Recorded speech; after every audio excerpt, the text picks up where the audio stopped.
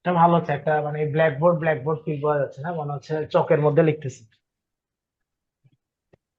এটা ছিল আমাদের একটা কি হার্ট, ঠিক আছে। গতদিন আপনারা যেহেতু বেসিক কোর্সের আপনাদের কাছতে কাছতে পড়ে, তাহলে হার্টটা কোথায় ছিল? বক্ষপিঞ্জরে না উদর গহ্বরে?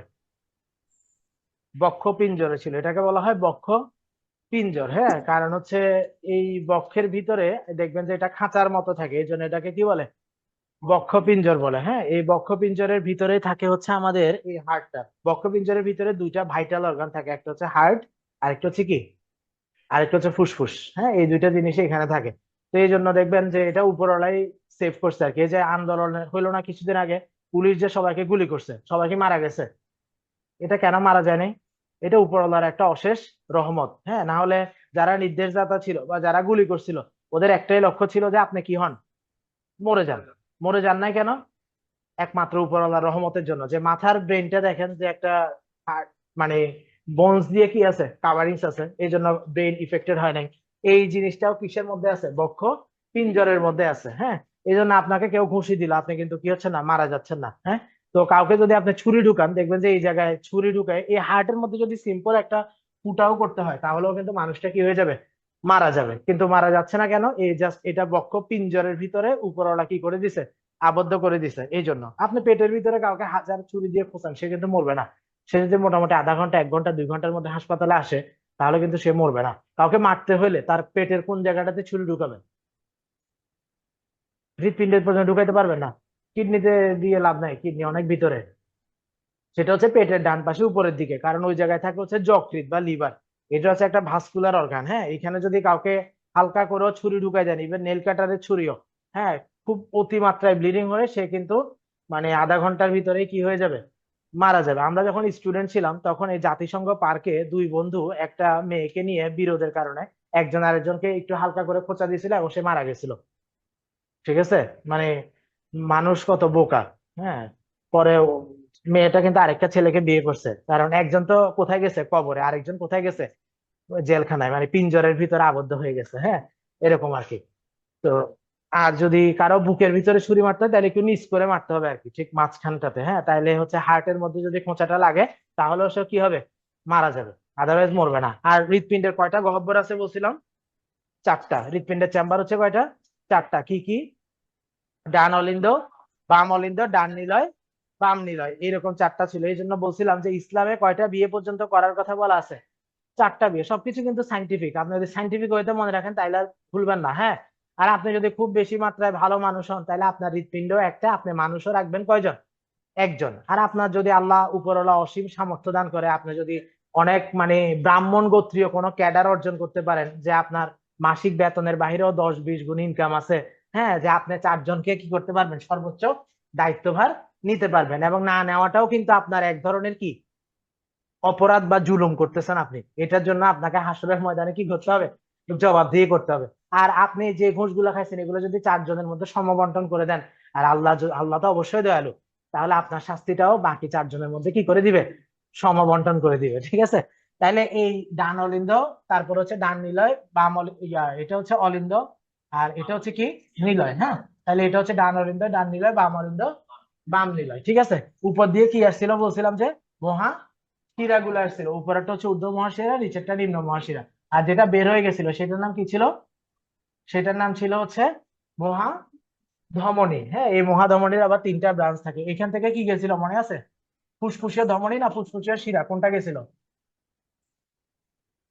হ্যাঁ, আগেরটা হচ্ছে ফুসফুসীয় ধমনী, আর এটা হচ্ছে ফুসফুসীয় শিরা, মনে ছিল? এটা অক্সিজেন যুক্ত রক্ত বহন করে না কার্বন ডাই অক্সাইড যুক্ত রক্ত বহন করে? যারা আর্টস কমার্সের ব্যাকগ্রাউন্ডের আছেন, যারা বলেন যে কিসের রক্ত বহন করবে?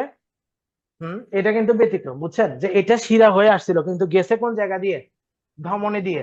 হ্যাঁ, কিন্তু তখন রক্তটা দিতেছে তাহলে কি হবে, অক্সিজেন। কার্বন ডাই অক্সাইড যুক্ত রক্ত হবে। আচ্ছা, এটা আমি লিখে দিব, যেহেতু মুখস্থ করে ফেলতে পারবেন। আর এটা ছিল শিরা, ঠিক আছে। আচ্ছা, এবার আসেন যে আমরা ধমনী এবং শিরার পার্থক্যটা পড়ি। তাহলে এদিকে লেখেন হচ্ছে ধমনী, এদিকে হচ্ছে শিরা।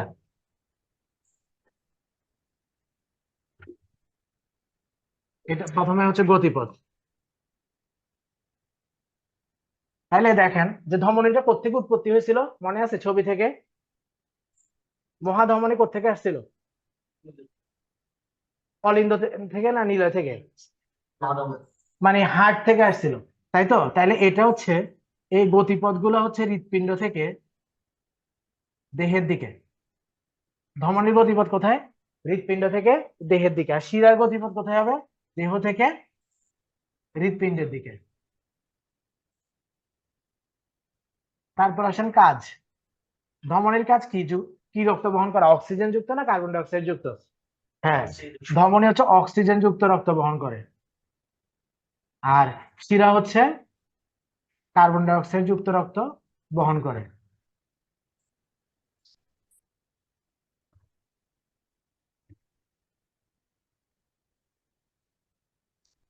ক্লিয়ার? ধমনী হচ্ছে অক্সিজেন যুক্ত রক্ত বহন করবে, শিরা হচ্ছে কার্বন ডাই অক্সাইড যুক্ত রক্ত বহন করবে। কেমন?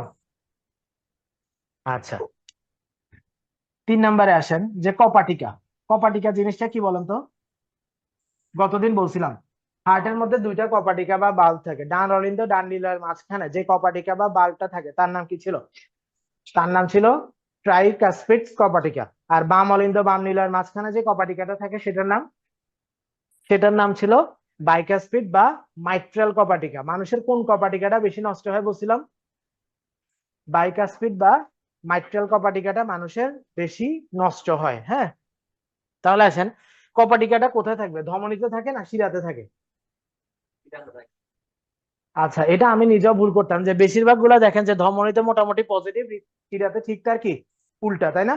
তাহলে আমাদের আপাত দৃষ্টিতে মনে হইতো যে শিরার মধ্যে হচ্ছে থাকবে না, ধমনীতে কি থাকবে। কিন্তু এখানে জিনিসটা হচ্ছে উল্টা। মানে ধরেন একটা পাইপের পানি, মানে পাইপের পানিকে আপনি কি করতে পারতেছেন? নিয়ন্ত্রণ করতে পারতেছেন। একটা নালার পানিকে আপনি কি করতে পারতেছেন? নিয়ন্ত্রণ করতে পারতেছেন। কিন্তু সমুদ্রের পানিকে কি আপনি নিয়ন্ত্রণ করতে পারবেন? পারবেন না। তো এই কপাটিকার কাজ হচ্ছে যে রক্ত প্রবাহটাকে কি করা? নিয়ন্ত্রণ করা। মানে ডান অলিন্দ থেকে ডান নিলয়ের দিকে রক্তটা যাবে, কিন্তু ডান নিলয় থেকে কখনো ডান অলিন্দের দিকে মানে রক্তটা কখনো কি হবে না? ব্যাকফ্লো হবে না। এই জিনিসটা নিয়ন্ত্রণ করতেছে কে? কপাটিকা। কেমন? তাহলে এই ধমনীগুলার রক্ত প্রবাহটাকে আপনি কি করতে পারবেন না কখনো? এই কপাটিকা দিয়ে নিয়ন্ত্রণ করতে পারবেন না। এই জন্য ধমনীতে কোনো কপাটিকা থাকে না, কিন্তু শিরাতে কপাটিকা থাকে। এটা মনে রাখতে হবে, ঠিক আছে? তাইলে আমাদের ধমনীর গতিপথ হচ্ছে থেকে হৃৎপিণ্ড থেকে দেহের দিকে, আর শিরার গতিপথ কোথায়? দেহ থেকে হৃৎপিণ্ডের দিকে। ধমনীর কাজ হচ্ছে অক্সিজেন যুক্ত রক্ত বহন করা, শিরার কাজ হচ্ছে কার্বন ডাই অক্সাইড যুক্ত রক্ত বহন করা। ধমনীতে কোনো কপাটিকা থাকে না, শিরার মধ্যে কি থাকবে? কপাটিকা থাকবে। ঠিক আছে, মোটামুটি এই 3টা পার্থক্য থেকেই পরীক্ষায় এলোমেলো করে আসবে। এখন কথা হচ্ছে ব্যতিক্রম। হ্যাঁ, তাইলে এটা মনে রাখতে হবে যে ব্যতিক্রম হচ্ছে ফুসফুসীয় বা পালমোনারি। ব্যতিক্রম কোনটা? এটা আবার ব্যতিক্রম না, এটা কিন্তু ফিক্সড। হ্যাঁ, তাহলে ব্যতিক্রম হচ্ছে কোনটা? ফুসফুসীয় বা পালমোনারি। মানে ফুসফুসীয়কে ইংরেজিতে কি বলা হয়? পালমোনারি। আচ্ছা, এবার আমি কোশ্চেন করে আপনারা আনসার করেন, ঠিক আছে? লিখছেন এইভাবে? হ্যাঁ, এটা হচ্ছে ব্যতিক্রম, ফুসফুসীয় বা কি পালমোনারি। আমি কিন্তু এটা ধমনী বা শিরা কিছু বলি নাই। হ্যাঁ, তাহলে এটা ব্যতিক্রম মনে রাখতে হবে। তাহলে এবার আসেন, যে লিখছেন এটা লেখা শেষ হয়েছে?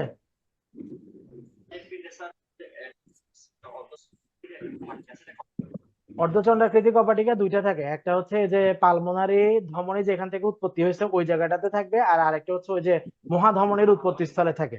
এই দুইটা হচ্ছে অর্ধচন্দ্রাকৃতি কপাটিকা। অর্ধচন্দ্র দান মানে কি? গলা ধাক্কা দেওয়া, ঠিক আছে?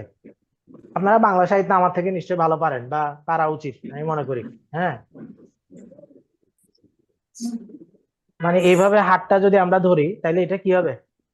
মানে মানে চাঁদের অর্ধেক। হ্যাঁ, এই জন্য এইভাবে করে যদি কাউকে ক্লাস থেকে ধাক্কা দিয়ে বের করে দেওয়া হয়, এটাকে বলা হয় কি? অর্ধচন্দ্র দান। আমি আগে ভাবতাম এটা খুব ভালো জিনিস, যে মানে চাঁদ বলতে তো আমরা ভালো কিছু বুঝি, যে পুরা চাঁদের অর্ধেক দিয়ে দিচ্ছে। হ্যাঁ, পরে বুঝলাম যে এটা মানে কি করা? গলা ধাক্কা দেওয়া। তাহলে এবার আপনারা আনসার করেন যে ধমনী কি যুক্ত রক্ত বহন করে? অক্সিজেন যুক্ত রক্ত বহন করে। করোনারি ধমনী কি রক্ত বহন করে? করোনারি শিরা কি যুক্ত রক্ত বহন করে? আচ্ছা, এই করোনারি গুলা কোথায় রক্ত সরবরাহ করে? এই করোনারি হৃৎপিণ্ডে, ঠিক আছে। আর মস্তিষ্কের মধ্যে রক্ত সরবরাহ করে কোন ধমনী বা শিরা? সেরেব্রাল। এগুলা কিন্তু পড়াই ফেলছিলাম, ঠিক আছে? যে কোন অধ্যায় পড়াইছিলাম? আগের ক্লাসে পড়াইছিলাম, তাই না? ওই যে ইয়ার মধ্যে ওই যে অনুচক্রিকার মধ্যে পড়াইছিলাম যে যদি মস্তিষ্কে রক্ত জমাট বাঁধে তখন সেটাকে কি বলে করোনারি থ্রম্বোসিস, হৃৎপিণ্ডে রক্ত বাঁধলে, আর মস্তিষ্কে বাঁধলে সেটাকে কি বলে সেরেব্রাল থ্রম্বোসিস। মনে আছে? তাহলে দেখেন কিভাবে আমাদের কোরিলেশন হচ্ছে। হ্যাঁ, আচ্ছা এবার বলেন যে ফুসফুসীয় শিরা কি যুক্ত রক্ত বহন করে? আচ্ছা, যেহেতু শিরা বহন করার কথা কি ছিল? কার্বন ডাই অক্সাইড, কিন্তু এটা কি ব্যতিক্রম, তাহলে উত্তর কি হবে? অক্সিজেন যুক্ত। মনে থাকবে? আচ্ছা, তারপর হচ্ছে করোনারি ধমনীতে কপাটিকা আছে নাকি নাই? করোনারি ধমনীতে কপাটিকা নাই। ফুসফুসীয় ধমনীতে কপাটিকা আছে নাকি নাই? নরমালি ধমনীতে থাকবে না, কিন্তু যখনই ফুসফুসীয় বলবো উত্তরটা কি হবে? উল্টা। মাথায় ঢুকছে? তাহলে এভাবে করে একটু পড়তে হবে, একজন আরেকজনকে এভাবে প্রশ্ন করে করে পড়বেন, ঠিক আছে? পারবেন তো? তাহলে এটা আসলে গুড। তাহলে এটা গেল ধমনী এবং শিরা। আর এই ধমনী শিরার মাঝখানে যে এগুলা থাকে ওগুলাকে বলা হয় কি? কৈশিক জালিকা, যারা হচ্ছে এই অক্সিজেন এবং কার্বন ডাই অক্সাইডের এক্সচেঞ্জটাকে কি করে? নিয়ন্ত্রণ করে। ওটাকে বলা হয় কৈশিক জালিকা। ঠিক আছে? আচ্ছা, বইয়ের মধ্যে দেখেন যেগুলা লেখা আছে, কিন্তু এই চার্টটা বইয়ের মধ্যে লিখে লাগাই দিবেন, তাহলে আর আপনার ভিতরের বিস্তারিত বিবরণ গুলা পড়তে হবে না।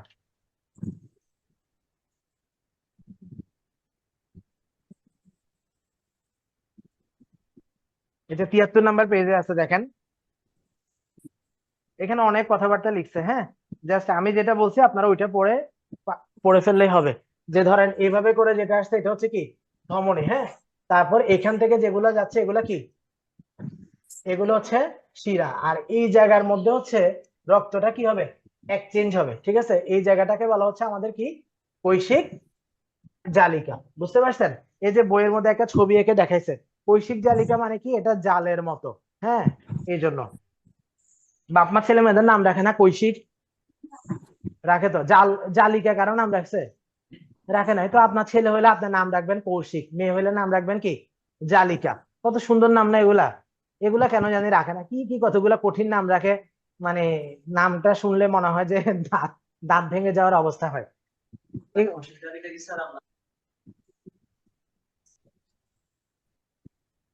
কোনটা?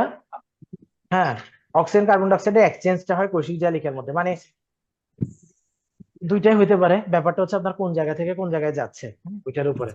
আচ্ছা, তারপরে আসেন যে হৃৎপিণ্ডের কাজ। পরের পেজে চলে যান, 74 নম্বর পেজে। পাইছেন? হৃৎপিণ্ডের কাজ। হ্যাঁ, আচ্ছা আগে আমরা হৃৎপিণ্ডটাকে বুঝি। এই যে আমাদের একটা হৃৎপিণ্ড আছে, সবার আছে তো হৃৎপিণ্ড নাকি? হ্যাঁ, হৃৎপিণ্ড চলতেছে কিনা কিভাবে বুঝবো? হাতের এখানে দেখেন, হাত দেন, হাত দিলে দেখবেন যে একটা পালস পাচ্ছেন না? কয়বার আছে গণেন তো মিনিটের মধ্যে, গণেন। আর এরপর দেখেন, আরো যদি আপনার তো দুই হাত, কিন্তু আপনি তো দুই হাতকে সমান তালে ইউজ করতে পারবেন না। হ্যাঁ, আরেকজন যদি দেখেন যে হাতের এই বিটের সাথে আপনার বুকের ঠিক নিচের বিটটা দেখবেন যে কি হয়ে যাচ্ছে? মিলে যাচ্ছে। হ্যাঁ, মানে এই জন্য এইটাও মানে হার্টবিট আমরা ইনডাইরেক্টলি কোন জায়গায় বুঝতে পারি? এই জায়গাটাতে বুঝতে পারি। হ্যাঁ, এখানে হাত দিলেও দেখবেন যে বিটটা হচ্ছে, এই বিটটা আপনি কোন জায়গাতে পাচ্ছেন? এই জায়গাতে পাচ্ছেন। মিনিটে আপনাদের কতবার হার্টবিট হয়? 70 থেকে 80 বার। হ্যাঁ, বা কোনো কোনো বইতে লিখছে 60 থেকে 90 বার। 60-এর নিচেও সমস্যা, 90-এর বেশি হইলেও কি সমস্যা। হ্যাঁ, এই হৃৎপিণ্ডটা প্রতিনিয়ত কি হতে থাকে? সংকুচিত এবং কি হতে থাকে?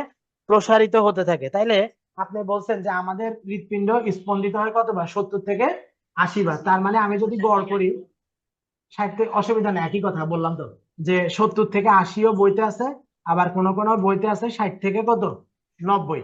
এটাই একজ্যাক্ট। 100 হলে কিন্তু আসলে বেশি। হ্যাঁ, 60 থেকে 90 হইতে পারে মানুষের উচ্চতা, ওজন, বয়স এগুলা ভেদে। আর তাইলে 70 থেকে 80-র গড় কত? 75। তাই না? আমাদের হার্ট প্রতি মিনিটে 75 বার কি করতেছে? বিট দিচ্ছে। কত মিনিটে? প্রতি মিনিটে, মানে 1 মিনিটে। তাইলে 75টা বিট হচ্ছে কতক্ষণে? 1 মিনিট বা 60 সেকেন্ডে। তাহলে একটা বিট দিতে কতক্ষণ সময় লাগে? 60 ডিভাইডেড বাই 75 সমান সমান হচ্ছে 0.8 সেকেন্ড। হ্যাঁ, পরীক্ষার হলে 0.8 দেখে গাধার মতো দাগাই দিবেন না, পরে দেখবেন যে এম লেখা আছে, দ্যাট মিনস 0.8 কি ছিল এটা? মিনিট। এবং আপনি ওদের ফাঁদে পা দিচ্ছেন। এরকম সেম প্রশ্নটা হয়, 1 হর্স পাওয়ার সমান কত? ওই যে সবাই আল্লাহর নাম বিসমিল্লাহ করে 764টা দাগাই দেয়। হ্যাঁ, এটা কত হবে? 746। এককের ভুল না, মানে ওই 7 4 6 এই তিনটা শব্দই দিবে, কিন্তু উল্টা পাল্টা করে দিবে এটা। এবং পরীক্ষার দিন টেনশনে, আপনি পরীক্ষার দিন তো কমনই পড়ে না, যে একটা দুইটা ক্লাস থেকে কমন পড়ে, ওইটা খুশি হয়ে কোনটা দাগায় আসেন আপনি? ভুলটা দাগাইছেন। আপনি কখনো অজানা জিনিস দাগানোর জন্য পরীক্ষায় ফেল করবেন না। আপনি মানে পরীক্ষায় টিকবেন না এরকম হবে না, কারণ যেটা অজানা ওইটা আপনিও জানেন না, বাকি 99% স্টুডেন্টও জানে না। যে 1% জানে ওরা এক্সট্রাঅর্ডিনারি, ওদের সরকারি চাকরি করার কোনো দরকার নাই। কারণ সরকারি চাকরিতে আমার কি ধরনের মানুষ দরকার? হ্যাঁ, অন্তর্গত প্রভুভক্ত বিশেষ একটা প্রাণীর মতো। হ্যাঁ, যে যখন আওয়ামী লীগ সরকার ছিল তখন দেখেন নাই ওরা আওয়ামী লীগের মানুষজনকে কি করছে, মানে হুজুর হুজুর করছে, ছাত্রদের উপর অত্যাচার চালাচ্ছে। যে সরকারটা চেঞ্জ হয়ে গেছে ওরাই এখন বিভিন্ন জায়গা থেকে ওদেরকে ধরে ধরে কোথায়, জেলখানায় ঢুকাচ্ছে। আমি গতদিন বলছিলাম যে মেইন ফ্যাগোসাইটোসিস করতে উদ্বুদ্ধ করে কে? Neutrophil, monocyte. তার দুইজন মিলে কি করে ফ্যাগোসাইটোসিসটা করছিল। কিন্তু ফ্যাগোসাইটোসিস এমন একটা খারাপ প্রক্রিয়া করে, এই যে ইয়াটা কারা, এই নিউট্রোফিল গুলাকেও, নিউট্রোফিল মানে যারা নিউট্রাল, এই পুলিশ বা আমরা যারা সরকারি চাকরি করি, তারা কি করছি, ওই নেতাগুলা মনোসাইট গুলাকেও কি করে ফেলতেছি, খেয়ে ফেলতেছি। আমরা এত খারাপ। এখন দেখেন না, এই যে আমি বলতেছি ওরা খারাপ, তো কিন্তু গত সরকারের আমলে আমি বলতেছি ওরা খুব ভালো। ওরা কি করছে, এই যে পদ্মা সেতু করছে, ওরা কি করছে, দরজার তলে দিয়ে যাওয়ার জন্য আমাকে কি করে দিচ্ছে, রোড করে দিছে, ঠিক আছে। কিন্তু এখন দেখতেছি এগুলো সবগুলা কি ছিল, শুভঙ্করের ফাঁকি। হ্যাঁ, তাহলে ব্যাপারটা এরকম। তাহলে আপনার হৃৎপিণ্ড প্রতি মিনিটে কতবার স্পন্দিত হয়? 70 থেকে 80 বার। আর একটা বিট দিতে কতক্ষণ সময় লাগে? হ্যাঁ, তাহলে এটাকে বলা হয় আপনার হৃৎপিণ্ডের হার বা হৃদস্পন্দনের হার। মনে থাকবে এটাকে কি বলে? বুঝলাম না, এরকম একটা এক এক কালার হয়ে যায় এখানে ইয়ার ভিত্তিতে। এটাকে বলা হয় হৃদস্পন্দনের হার কত আপনার, বা হৃৎপিণ্ডের হার কত? 70 থেকে 80 পার কি হবে মিনিট। প্রতি মিনিটে হচ্ছে 60 থেকে 90 বার, অথবা 70 থেকে 80 বার, অথবা 75 বার, যেটা আনসারে থাকবে ওইটাই দিবেন। হ্যাঁ, আর এটাকে বলে হৃদযন্ত্রের স্থায়িত্বকাল। মানে আপনার হৃৎপিণ্ড দেখেন যে হৃদযন্ত্রের, এটাকে কি বলা হয়, হৃদযন্ত্রের স্থায়িত্বকাল। মানে আপনার হৃৎপিণ্ড খুব কম সময়ের জন্যই আসলে কি হচ্ছে, মানে এক জায়গা থেকে ঘুরে গিয়ে আবার আরেক জায়গায় কি করতেছে, ফিরে আসতেছে। এটার মধ্যে এই 0.8 সেকেন্ডে একই সাথে দুইটা ঘটনা ঘটে। কি কি ঘটে? একই সাথে সিস্টলও ঘটে, একই সাথে কি ঘটে, ডায়াস্টলও ঘটে। মানে হৃৎপিণ্ড একবার সংকুচিত হবে, একবার প্রসারিত হবে। এই টোটাল সময়টা কতক্ষণ লাগে? 0.8 সেকেন্ড। ঠিক আছে, একবার সংকুচিত এবং একবার প্রসারিত হতে আমার সময় লাগতেছে কতক্ষণ? 0.8 সেকেন্ড। কি হলো ফ্যানটা?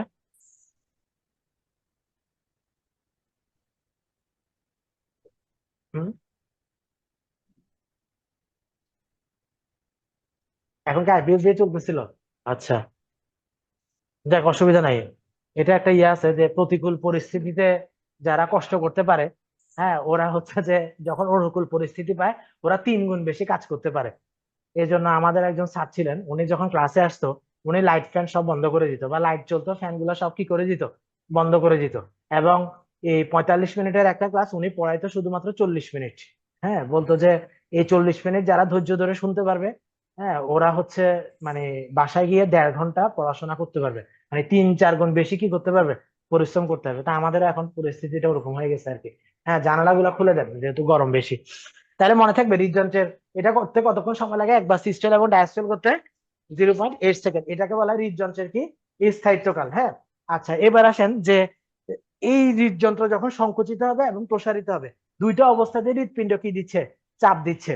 হ্যাঁ, তাহলে একটাকে যেটা সিস্টল অবস্থায় চাপ দিচ্ছে ওইটাকে বলা হয় সিস্টোলিক চাপ, আর যেটা ডায়াস্টল অবস্থায় চাপ দিচ্ছে ওইটাকে বলা হয় কি, ডায়াস্টলিক চাপ।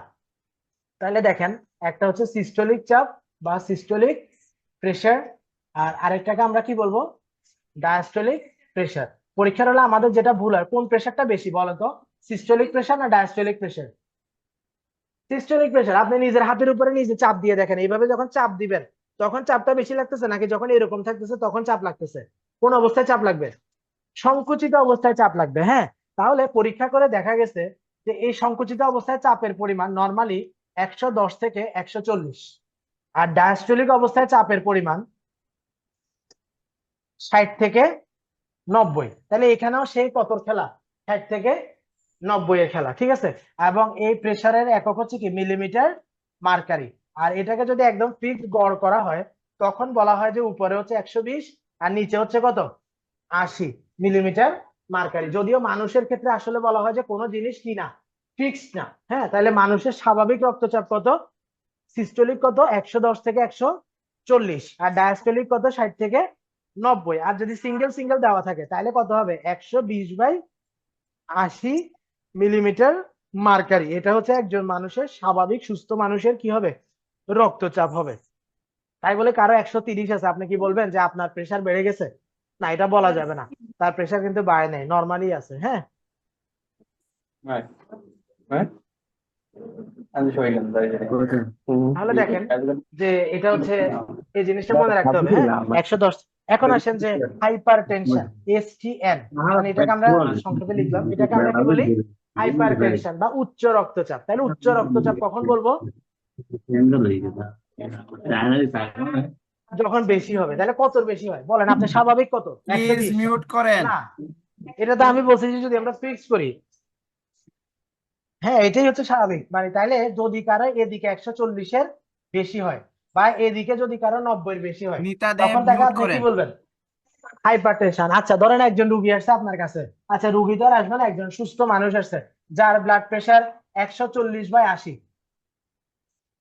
বা আরেকজন আসছে যার ব্লাড প্রেশার 130/90। কার ক্ষেত্রে চিকিৎসা দিবেন, কার ক্ষেত্রে চিকিৎসা দিবেন না বলেন তো?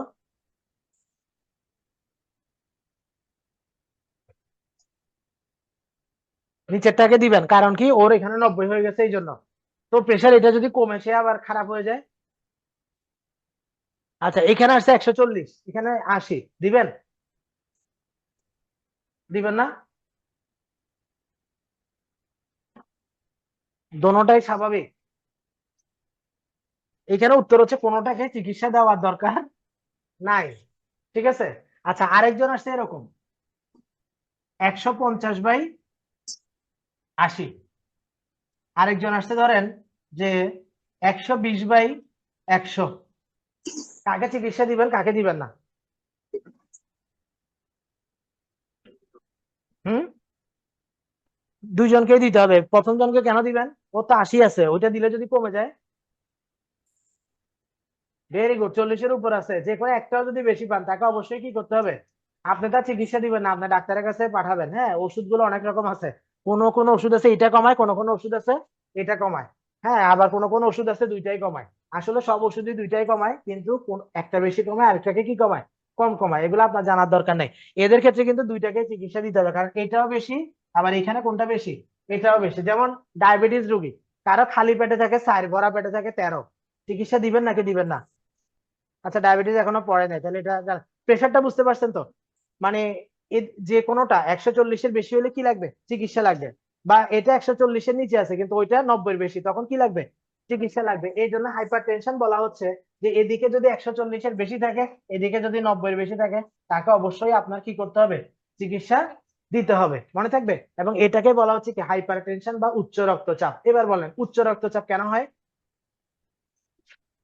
অতিরিক্ত টেনশনের কারণে। টেনশন করেন না, এখানে এরকম একটা প্রাণী আছেন, সবার কি হাইপার টেনশন হয়েছে?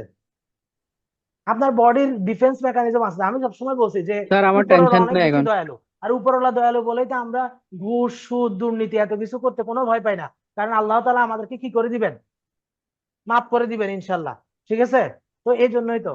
তো আপনার বডির ডিফেন্স মেকানিজম আছে, তো আপনি যে টেনশন করতেছেন না, এই ঘুমাইলে এগুলা চলে যাচ্ছে। ঘুমের মধ্যেও টেনশন করা এরকম কোনো বেকুব আছেন? নাই তো। হ্যাঁ, তাহলে বডি কিন্তু কি হয়ে যাচ্ছে? রিভার্স হয়ে যাচ্ছে। কিন্তু যেগুলো আমাদের বদখাই স্লথের জন্য হচ্ছে, ওগুলার কোনো কি নাই? চিকিৎসা নাই। যে তিনটা জিনিসের জন্য আপনি 100 বছর বাঁচতে পারেন না, সেগুলা কি কি বলেন? Very good, CSF।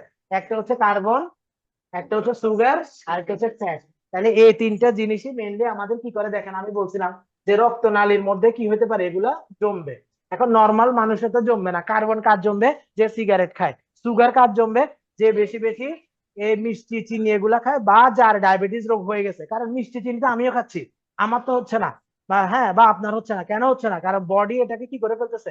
রিভার্স করে ফেলতেছে। কিন্তু যার রিভার্স করার হরমোনটা নষ্ট হয়ে গেছে, দ্যাট মিনস ইনসুলিন হরমোন নষ্ট হয়ে গেছে, এবং তার ডায়াবেটিস ডেভেলপ করছে, তার ক্ষেত্রে অবশ্যই উচ্চ রক্তচাপ দেখা দিবে। আইদার সাথে সাথে, অথবা 5 বছর 10 বছর পরে হইলো। ঠিক আছে। আর লাস্টেরটা কি? ফ্যাট, যে ফ্যাটি ফুড বেশি খায়। হ্যাঁ, এই তিনটা জিনিস। খাদ্য পুষ্টি ক্লাস দিচ্ছিলাম আপনাদের। অনেক ছেলেদের নি নাই মনে হয়, না শুধু মেয়েদের নিছি? ছেলেরা বলতেছেন না কেন? নাই গরম বেশি আপনাদের? আচ্ছা, তাহলে এই জিনিসগুলো রক্তনালীটাকে সংকুচিত করবে। এই যে ধরেন দরজাটা, দরজাটা যদি পুরাটা খুলে দিই, আপনি যেভাবে ফ্রিলি যেতে পারবেন, দরজাটা যদি একটু মানে ফাঁক করে রাখি, আপনার বেরোতে গেলে চাপ দিয়ে বেরোতে হবে না? তাহলে রক্তনালীটা যখন সংকুচিত হয়ে যায় তখন চাপটা কি হবে, বেশি হয়। ঠিক আছে, তাইলে তখনই গিয়ে চাপটা বেশি হইতে হইতে মানুষের কি ডেভেলপ করে, উচ্চ রক্তচাপ। আর মানুষের হার্টের মানে রক্তনালীগুলো চিকন হয়ে যায় দুইটা জায়গায়, একটা হচ্ছে হার্টে আর একটা কোথায়, ব্রেইনে। এই জন্য গিয়ে মানুষের হার্ট অ্যাটাক, ব্রেন স্ট্রোক এই জিনিসগুলো ডেভেলপ করে। ঠিক আছে, কারো কি লেগ স্ট্রোক হয়েছে বা এরকম সমস্যা হয়েছে? হয় নাই, কারণ এখানে ব্লাড ভেসেল গুলা কি বড় বড়। কিন্তু যাদের অনেক দিন পর্যন্ত থাকে ওদের দেখবেন যে হাত পায়ের রক্তনালী গুলো কি হয়ে গেছে, সংকুচিত হয়ে গেছে, তখন হাত পা ঠান্ডা হয়ে যায়, হাত পা আর কাজ করতে পারে না, আরো সমস্যাগুলো দেখা দেয়, হাত পা কালো হয়ে যায়। মানে এখানে কি হচ্ছে না, রক্ত চলাচল হচ্ছে না। তো রক্ত চলাচল যদি না হয় তাহলে অক্সিজেন কার্বন ডাই অক্সাইডের এক্সচেঞ্জ হবে না। অক্সিজেন ভারী না কার্বন ডাই অক্সাইড ভারী? কার্বন ডাই অক্সাইড ভারী। তাইলে আপনার শরীরের যখন শেষ মুহূর্তে জমা হবে, কোনগুলো জমা হবে, কার্বন ডাই অক্সাইড জমা হবে। এই জন্য হাত পা কালো হয়ে যায়। কারো যদি হাত পা কালো হয়ে যায় তখন চিন্তা করতে হবে তার অনেকদিন ধরে হাইপারটেনশন আছে, রক্তনালী সম্পূর্ণরূপে কি হয়ে গেছে, ব্লক হয়ে গেছে, এবং তার এই রোগগুলা দেখা দিছে।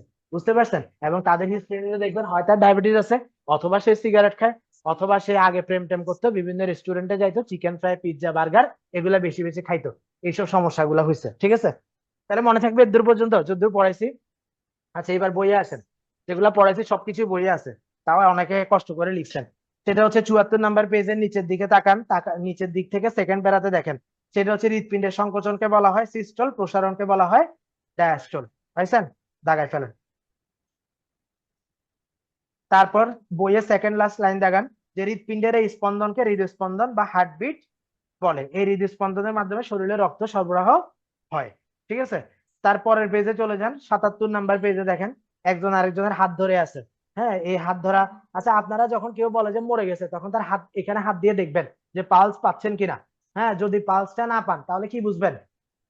তাই মোটা মানুষের তো নাও পাইতে পারেন, তখন কি বলবেন যে আপনি মনে হয় মৃত। সে সুস্থ স্বাভাবিক একটা মানুষ আপনার সামনে বসে আছে, আপনি হচ্ছে ছাত্র ক্লাসে বলছিল যে পালস না পাওয়া মানে কি মৃত। এখন দুইটা কারণে না পাইতে পারেন, এক হচ্ছে আপনি যে জায়গাতে হাত দিচ্ছেন ওখানে হয়তো পালস দেখারই কি না জায়গা না।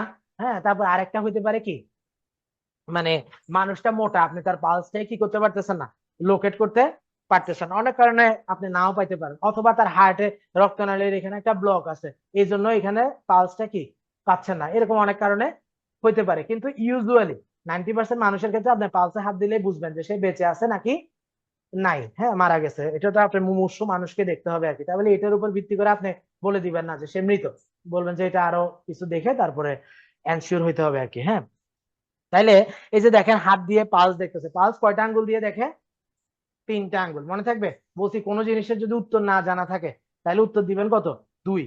ঠিক আছে, কিন্তু এখানে উত্তরটা 2 না, পালস কয় আঙ্গুল দিয়ে দেখতে হবে, 3টা আঙ্গুল দিয়ে দেখতে হবে। এই যে ছবিতে আছে দেখেন, এখানে দেখতে হবে না সবকিছু, যদিও ছবিতে দেখি একটু আপাত দৃষ্টিতে 4 আঙ্গুল মনে হচ্ছে, এটা দেখতে হবে 3 আঙ্গুল। ঠিক আছে, এই ছবির ঠিক পাশেই তাকান, যে এই একটি সিস্টল এবং একটি ডায়াস্টল সম্পন্ন করতে সময় লাগে কতক্ষণ, 0.8 সেকেন্ড। পড়ানো হয়েছে এবং হিসাব করে দেখানো হয়েছে না কিভাবে 0.8 সেকেন্ড হয়। হ্যাঁ, 75কে কত দিয়ে ভাগ করা হয়েছিল, 60 সেকেন্ড দিয়ে ভাগ করা হয়েছিল। এর ঠিক উপরে দেখেন লেখা আছে যে নিলয় সিস্টল হচ্ছে ডাব, আর ডায়াস্টল হচ্ছে, সিস্টল হচ্ছে লাভ, ডায়াস্টল হচ্ছে ডাব। আপনি যে করে একটা মনে রাখেন, কোনটা মনে রাখবেন, ডায়াস্টল হচ্ছে ডাব, তাহলে সিস্টল কি হবে, লাভ। হ্যাঁ, আপনি এই যে যখন হৃৎপিণ্ডের মধ্যে স্টেথো বসাবেন তখন দেখবেন যে লাভ ডাব এভাবে করে করে একটা কি হচ্ছে, সাউন্ড হচ্ছে। হ্যাঁ, তাহলে এটা। এর নিচের লাইনে দেখেন লেখা আছে একজন সুস্থ মানুষের হৃদস্পন্দন প্রতি মিনিটে কতবার, 60 থেকে 100 বার বা 60 থেকে 90 বার, অথবা যদি একটা ফিক্সড হিসাব করেন তাহলে কতবার বলছি, 75 বার। ঠিক আছে, এগুলো দেখাইছেন না? হ্যাঁ, তারপর দেখেন যে হার্টবিট বা পালস রেট গণনার পদ্ধতি পাইছেন, ওখানে 4 নাম্বার লাইনে দেখান, মধ্যম আঙ্গুল দিয়ে বোঝা যাবে হার্টের রেডিয়াল ধমনী কতবার ধুক ধুক করছে। তার মানে আমরা যেটা দেখতেছি আর্টারি, সে আর্টারিটার নাম কি, রেডিয়াল ধমনী। এটা জাগানোর জন্যই দিছি, রেডিয়াল ধমনীটা দাগায় রাখেন, যে আমরা পালস দেখি কোথায়, রেডিয়াল ধমনীতে। তারপরে চলে যান, আচ্ছা এই 78 নাম্বার পেজে দেখেন যে পালসের স্বাভাবিক গতি, এসে অনেকগুলা কথা লেখা আছে, দরকার নাই। আর আচ্ছা, আপনি ধরেন ছোটবেলা অনেক সময় আপনি স্কুলে যাইতে চান নাই, কেন যান নাই, বা বলছেন যে স্যারকে পড়া শিখি না কেন, আমার অনেক জ্বর, তো আমি তো আপনার গায়ে হাত দিলাম, আপনার আসলে তাপমাত্রা বেশি। ঠিক আছে, তো কি করছেন আপনি, ওই রাতে ঘুমানোর সময় হাতের মধ্যে বা বগলের নিচে রসুনের কোয়া নিয়ে ঘুমাইছিলেন, এই জন্য শরীরের টেম্পারেচার কি হয়ে গেছে, বেড়ে গেছে। এখন এটা কি আপনার নিজের সৃষ্ট জ্বর নাকি শরীরের আসল জ্বর, এটা কিন্তু একটা ডাক্তার বা হ্যাঁ স্যার বুঝতে পারবে কিভাবে।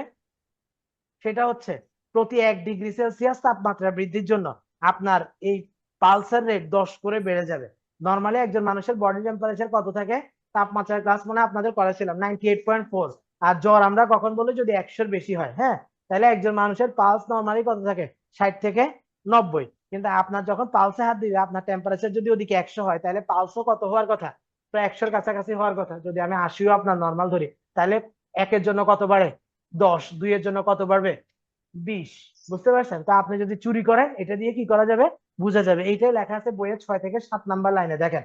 সেটা হচ্ছে যে প্রতি ডিগ্রি সেলসিয়াস তাপমাত্রা বৃদ্ধির জন্য, মানে 1 ডিগ্রি ফারেনহাইট তাপমাত্রা বৃদ্ধির জন্য পালসের গতি প্রতি মিনিটে 10 বার বেড়ে যায়। পাইছেন? 7 নাম্বার লাইনে দেখেন। 7 নাম্বার না, কয় নাম্বার, হ্যাঁ 7 নাম্বার লাইনে, 1 2 3 4 5 6 7, হ্যাঁ 7 নাম্বার লাইনে পাইছেন। সেটা হচ্ছে যে 1 ডিগ্রি ফারেনহাইট তাপমাত্রা বৃদ্ধির জন্য পালসের গতি প্রতি মিনিটে কতবার বাড়বে, 10 বার বাড়বে। ঠিক আছে।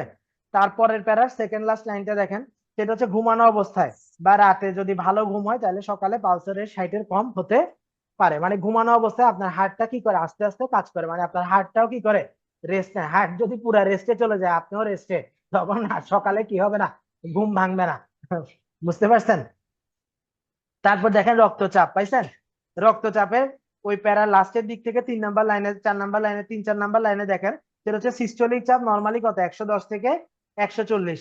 ডায়াস্টোলিক চাপ নর্মালি কত, 60 থেকে 90। হ্যাঁ, আর স্বাভাবিক রক্তচাপ এই জন্য কত ধরা হয়, 120/80। পাইছেন না? তারপর উচ্চ রক্তচাপের প্যারায় দেখেন লাস্টের দিক থেকে সেকেন্ড দুইটা লাইন, লাস্টের লাইনটাই দেখান। সেটা হচ্ছে সিস্টোলিকটা যদি 160 বা তার বেশি হয়, আর ডায়াস্টোলিকটা যদি 95 বা তার বেশি হয়। হ্যাঁ, এটা আসলে এখন এইভাবে বলে না, এখন বলা হয়েছে যে যদি 140-এর বেশি হয় আর ওদিকে যদি কত বেশি হয়, 90-এর বেশি হয়। তাও আপনাদের বইতে যেটা আছে আপনারা চাইলে ওইটাও মনে রাখতে পারেন, এবং আমি যেটা বলছি ওইটাও মনে রাখবেন, দুটোটাই সঠিক। এবার দেখেন যে হাইপার টেনশন, এই হাইপার টেনশন কিন্তু আমাদের রিটেনের একটা প্রশ্ন, তো আপনারা একসাথে রিটেনের প্রিপারেশনটা নিয়ে ফেলবেন। দেখেন যে হাইপার টেনশনের কারণ হচ্ছে দুইটা প্রধানত, একটাকে বলা হয় প্রাইমারি, আরেকটাকে বলা হয় কি সেকেন্ডারি। প্রাইমারি মানে কি, যে হাইপার টেনশনের কোনো কারণ জানা যায় নাই, এবং 90, এটার পার্সেন্টেজ কত জানেন, প্রায় 90%। মানে 90% রোগীর প্রেশার কেন হচ্ছে, এটার পিছনে কোনো রোগ কিনা দায়ী না, কিন্তু এই খাদ্যাভ্যাস সিগারেট এগুলা দায়ী থাকতে পারে, কিন্তু কোন স্পেসিফিক রোগের কারণে তার প্রেশার কি হয় নাই, বাড়ে নাই। হ্যাঁ, আর এটাকে বলা হয় কত পার্সেন্ট, 90%। আর বাকি 10% হচ্ছে বিভিন্ন রোগের কারণে। এর মধ্যে 1 নাম্বার রোগ হচ্ছে কোনটা, কিডনির রোগ। 2 নাম্বার রোগ হচ্ছে কিসের, হার্টের রোগ। 3 নাম্বার রোগ হচ্ছে কিসের, হরমোনাল রোগ।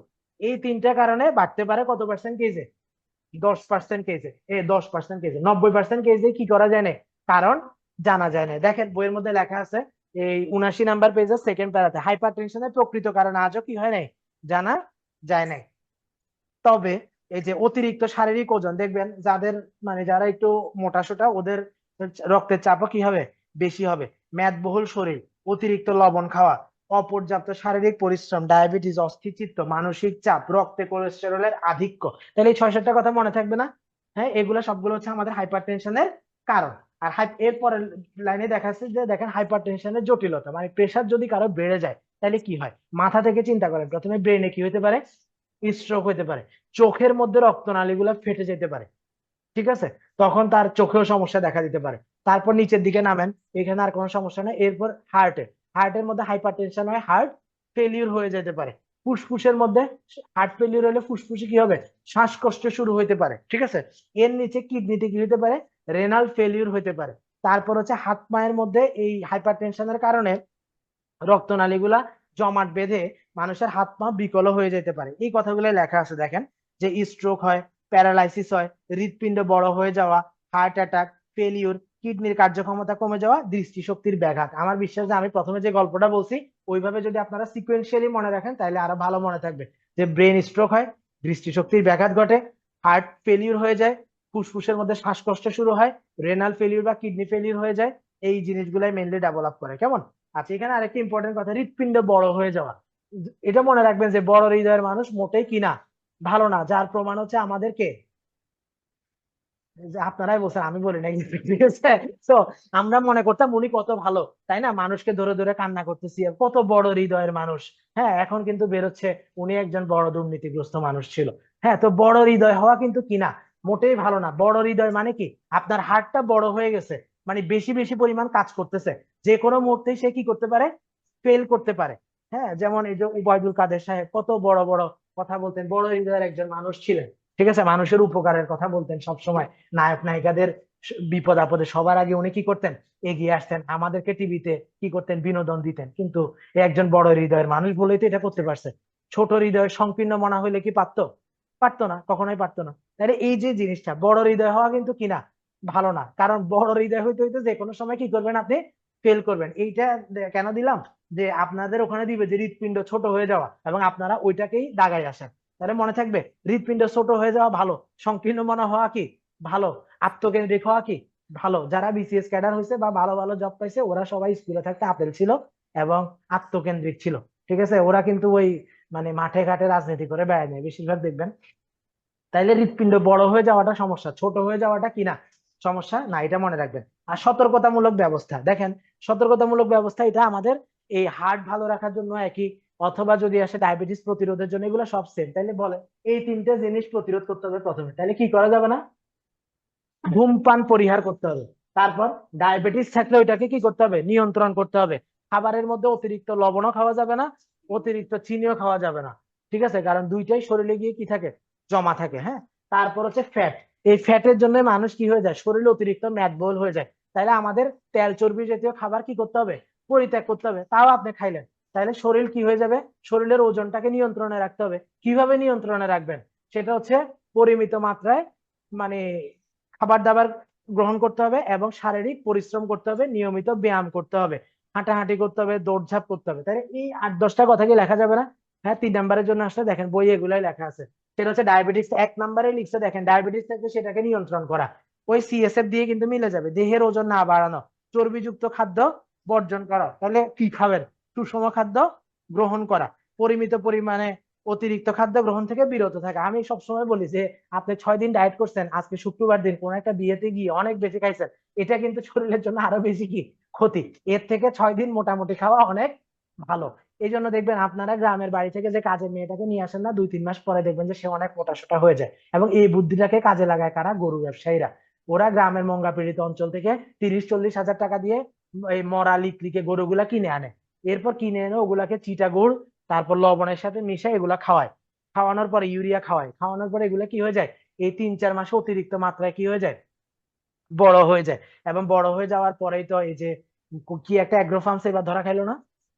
হ্যাঁ, সাদেক, এই সাদেকরা, সাদেকের মতো সুযোগ সন্ধানীরা এই গরুগুলাকে কিনে নেয়, কিনে নিয়ে 3-4 মাসে এগুলাকে অনেক বড় করে ফেলে। ফলে 1 লক্ষ টাকার একটা ছাগল হয়ে যায় কত, 14 লক্ষ টাকা।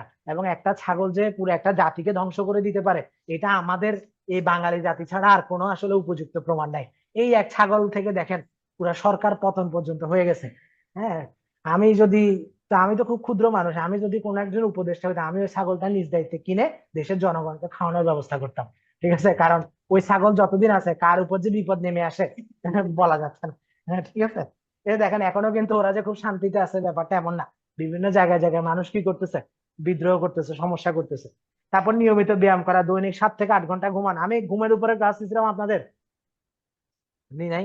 আচ্ছা, একজন মানুষের মানে কয় ঘন্টা ঘুমাইতে হবে এটা খুব ইম্পর্টেন্ট, কেন খাদ্য ও পুষ্টি পড়ে তো অবশ্যই ঘুমের কথাও বলছিলাম, যে কয়টা রাতের কয়টার দিকে ঘুমাইতে হবে, কয়টায় কি করবেন বলছিলাম অবশ্যই। হ্যাঁ, আর বলা যাবে না ওইটা, ওই চ্যাপ্টার আবার যখন রিকল করব তখন আসবেন, কারণ নাহলে এক কথা দুইবার বলতে হয়। মানসিক চাপ মুক্ত এবং দুশ্চিন্তা মুক্ত জীবনযাপন করা, এটা আসলে সম্ভব না। আর খাবারের সাথে অতিরিক্ত লবণ গ্রহণ করা থেকে কি থাকতে হবে, বিরত থাকতে হবে। মানুষের কোলেস্টেরল কয়টা থাকে জানেন? কোলেস্টেরল বলে আসলে কিছু না, মানুষের লিপিড বা চর্বি থাকে কয়টা, 4টা। একটা হচ্ছে কোলেস্টেরল, একটা হচ্ছে ট্রাইগ্লিসারাইড, একটা হচ্ছে এসডিএল, আর একটা হচ্ছে কোনটা, এলডিএল, ঠিক আছে। এসডিএল এলডিএল কোন খাবার খাইলে হয় হয় না ওইটা জানা যায় না, কিন্তু কোলেস্টেরল যুক্ত খাবার কোনগুলা, এই তেল চর্বি জাতীয় খাবারগুলা। আর ট্রাইগ্লিসারাইড যুক্ত খাবার কোনগুলা, সেগুলো হচ্ছে যে কোনো শর্করা জাতীয় খাবারের মধ্যে ট্রাইগ্লিসারাইড থাকে। আমাদের একজন স্যার বলতেন যে আপনার এই প্রেসিডেন্ট বুশ বা এই ট্রাম্প যেই কারণে মারা যাচ্ছে, বাংলাদেশের কৃষকও একই কারণে মারা যাবে। তাহলে দেখেন যে ওর লাইফস্টাইল আর ওর লাইফস্টাইলের মধ্যে আকাশ পাতাল তফাৎ না, কিন্তু উপরওয়ালা কিন্তু সমান বিচার করে দিছে। দুইজনের মারা যাওয়ার কারণ কি? একই। কারণ ও সকালে কি খাচ্ছে? পান্তা ভাত খাচ্ছে। আর ও সকালে কি খাচ্ছে? অ্যালকোহল বা বিয়ার বা এগুলা খাচ্ছে। তো দুইটাই হচ্ছে কি রিচ অফ ট্রাইগ্লিসারাইড, এবং দোনোটাই জমা হবে কোথায়? মানুষের যকৃৎ বা লিভারে, যেটার প্রাথমিক স্টেজ হচ্ছে ফ্যাটি লিভার। এই জন্য অনেকে, আপনারা অনেক সময় অনেক ছাত্রছাত্রী ফোন করে যে স্যার আমার বাবা বা মায়ের হচ্ছে ফ্যাটি লিভার ধরা পড়ছে গ্রেড 1 বা গ্রেড 2, এখন আমি কি করব? হ্যাঁ, ডাক্তারের কাছে গেলে এক গাদা ওষুধপত্র দিয়ে দেয়। এটা আসলে ওষুধ খেয়ে কোনো কন্ট্রোলের কিছু না। আপনি জাস্ট ভাত খাওয়াটা কমাই দিবেন, কারণ ট্রাইগ্লিসারাইডের ফ্যাক্টরি হচ্ছে কোনটা? ভাত। এবং ভাতের মধ্যেও দেখবেন যে ওদের হিস্ট্রি নিলে শুনবেন যে আমাদের বাবা মারা যখন ছোট ছিল তখন তারা কিন্তু এইসব রুটি টুটি এগুলো খাইতো না। কি খাইতো? সকালে পান্তা ভাত খেয়ে স্কুলে যাইতো। হ্যাঁ, তো এই পান্তা ভাতের মধ্যে বেশি পরিমাণে এনার্জিও থাকে, এবং অতিরিক্ত এনার্জি কোথায় জমা হচ্ছে? এই মানে লিভারের মধ্যে জমা হচ্ছে, এবং গিয়ে কি করতেছে? ফ্যাটি লিভার করতেছে। আর কোলেস্টেরল যেটা, ওই মানে এটা জমা থাকে। আর কোলেস্টেরল যেটা, ওগুলা লিভারে জমা থাকে, কিন্তু ওগুলা বেশি জমে কোথায়? আমাদের রক্তনালীর মধ্যে বেশি জমে। তো ওগুলা দিয়ে হচ্ছে উচ্চ রক্তচাপ বা অন্যান্য সমস্যাগুলো হয়। আর এসডিএল আর এলডিএল নাম থেকে বুঝেন, যেটা এইচ, এইচ মানে কি? এটা হাই, হাই ডেন্সিটি লাইপোপ্রোটিন। আর যেটা এল, ওটা মানে কি? লো। তাহলে যেটা হাই, আমার কাজ হচ্ছে ওইটাকে বেশি রাখা। আর যেটা লো ডেন্সিটি লাইপোপ্রোটিন, ওইটার কাজ হচ্ছে আপনাকে কি করতে হবে? লো রাখতে হবে। ওটাকে লো রাখতে হবে। হ্যাঁ, ওটা নর্মালি আমরা 70-এর নিচে রাখবো, কিন্তু 70-এর উপর উঠলেও তাকে আমরা চিকিৎসা দিই না। নর্মালি 100-এর উপর গেলে তাকে আমাদের কি দিতে হবে? চিকিৎসা দিতে হবে। ঠিক আছে? তাহলে দেখেন বইয়ের মধ্যে লেখা আছে, নিচের দিকে দেখেন যে স্নেহের পরিমাণের উপর ভিত্তি করে লাইপোপ্রোটিন দুই রকম, একটা হচ্ছে এইচডিএল বা হাই ডেন্সিটি লাইপোপ্রোটিন, আর একটা হচ্ছে এলডিএল বা লো ডেন্সিটি লাইপোপ্রোটিন। হ্যাঁ, আর তারপর লিখছে যে রক্তে কোলেস্টেরলের স্বাভাবিক মাত্রা কত? 100 থেকে 200। এটা একটু দেখান 80 নাম্বার পেজে 3 নাম্বার লাইনে, রক্তে কোলেস্টেরলের স্বাভাবিক মাত্রা কত? 100 থেকে 200। এর ঠিক 3 লাইন নিচের দিকেই তাকান। সেটা হচ্ছে যে রক্ত, আমাদের এই ব্লাড ভেসেলের মধ্যে যদি এরকম রক্তটা জমাট বেঁধে যায়, তখন সেটাকে বলা হয় অ্যাথেরোস্ক্লেরোসিস। এই জন্য আপনি যখন একটা রিপোর্ট দেখবেন যে ওইটার 5 নাম্বারে লেখা থাকে অ্যাথেরোস্ক্লেরোটিক ইন্ডেক্স, হ্যাঁ, মানে আপনার হার্ট ফেলিউরের ঝুঁকি কতটুকু। তাহলে এই যে দেখেন এই লেখা আছে যে ধমনির কাঠিন্য, বা এটাকে কি বলা হয়? অ্যাথেরোস্ক্লেরোসিস। তারপর একদম এই নিচের দিকে তাকান, হৃৎপিণ্ডের করোনারি, ওই যে জাস্ট 2 লাইন পরে, করোনারি রক্ত নালিকায় যদি রক্ত জমাট বাঁধে সেটাকে আমরা কি বলি? Coronary thrombosis. আর মস্তিষ্কের মধ্যে যদি বাঁধে সেটাকে বলি কি? Cerebral thrombosis. এতে ব্যক্তির কি ঘটতে পারে? অকাল মৃত্যু ঘটতে পারে। অনেকে বলে না যে সুস্থ মানুষ রাতে ভালো হয়ে ঘুমাইছে সকালে মারা গেছে। হ্যাঁ, এটার কারণ হচ্ছে একমাত্র এটাই। দেখবেন যে তার অনেকদিন ধরে আনকন্ট্রোল ডায়াবেটিস বা প্রেশার এই ধরনের সমস্যাগুলো ছিল। তারপরে নিচের দিকে তাকান, এলডিএল এর পরিমাণ যদি বেড়ে যায় বা এসডিএল এর পরিমাণ কমে যায়, এগুলা হচ্ছে মানে বুঝবেন যে রক্তে কোলেস্টেরলের অবস্থা খারাপ। এলডিএল এর পরিমাণ কত বলছে এখানে? 150-এর বেশি হলে তাকে অবশ্যই কি করতে হবে? ডাক্তারের পরামর্শ নিতে হবে। কিন্তু এখন বলা হয় কত? 150 না, 100-এর উপর গেলে আপনাকে কি করতে হবে? অবলিক দিয়ে লিখে রাখেন 100। হ্যাঁ, 100-এর উপর গেলে ডাক্তারের পরামর্শ নিতে হবে। তারপর হৃদযন্ত্রকে ভালো রাখার উপায়, এটা রিটেনের প্রশ্ন পড়বেন। আচ্ছা, তারপর হচ্ছে ডায়াবেটিস বা বহুমূত্র বা মধুমেহ রোগ। হ্যাঁ, তাহলে নামটা একটু সুন্দর না? ডায়াবেটিস। হ্যাঁ, তো বা বহুমূত্র রোগ। বহুমূত্র কেন বলে? কারণ যার ডায়াবেটিস হবে তার 3টা ক্লাসিক্যাল সিমটম থাকে। একটা হচ্ছে পলিউরিয়া, পলিডিপসিয়া, পলিফেজিয়া। মানে সে বেশি বেশি খাবে, বেশি বেশি পানি পান করবে, বেশি বেশি কি করবে? প্রস্রাব করবে। এই 3টা জিনিস যদি কারা হয়, দেখবেন আপনার রাতের বেলা যদি গলা শুকায় যায়, তাহলে আপনার অবশ্যই ডায়াবেটিস পরীক্ষা করতে বলবেন যদি বয়সটা বেশি হয়ে থাকে। ঠিক আছে? আর আগে বলা হয়তো যে মানে 35-40 বছর বয়সের পরে ডায়াবেটিস হয়, কিন্তু এখন দেখা যাচ্ছে যে ইয়াং অনসেট ডায়াবেটিস অনেক হচ্ছে। ঠিক আছে? তারপর আরো সমস্যাগুলো হচ্ছে। তো এই ডায়াবেটিসটা কখন বলবেন একজন মানুষকে? একজন মানুষের নর্মালি সুগারের পরিমাণ কত থাকে? আপনাদের বইতে লেখা আছে 4 থেকে 6। হ্যাঁ, 4 থেকে 6। হ্যাঁ, তো বলা হয়েছে যে ডায়াবেটিস কখন বলা হয়, সেটা হচ্ছে খালি পেটে। খালি পেটে যদি কারো 7.8-এর উপর থাকে, আর যদি ভরা পেটে, যদি 11.1-এর উপর থাকে, তখন তাকে বলা হয় ডায়াবেটিস। বুঝতে পারছেন? তাহলে দেখেন যে 6 থেকে 7.8-এর মধ্যে কিন্তু একটা ডিফারেন্স আছে না? তাহলে কারো যদি এই জিনিসটা থাকে, তাকে কি আপনি ডায়াবেটিসের ওষুধ দিবেন নাকি দিবেন না? বুঝেন নাই? আমি নর্মাল বলছি কত? 4 থেকে 6 খালি পেটে। হ্যাঁ, অবশ্যই শর্করার পরিমাণ লিখতে হবে না, বইয়ে আছে।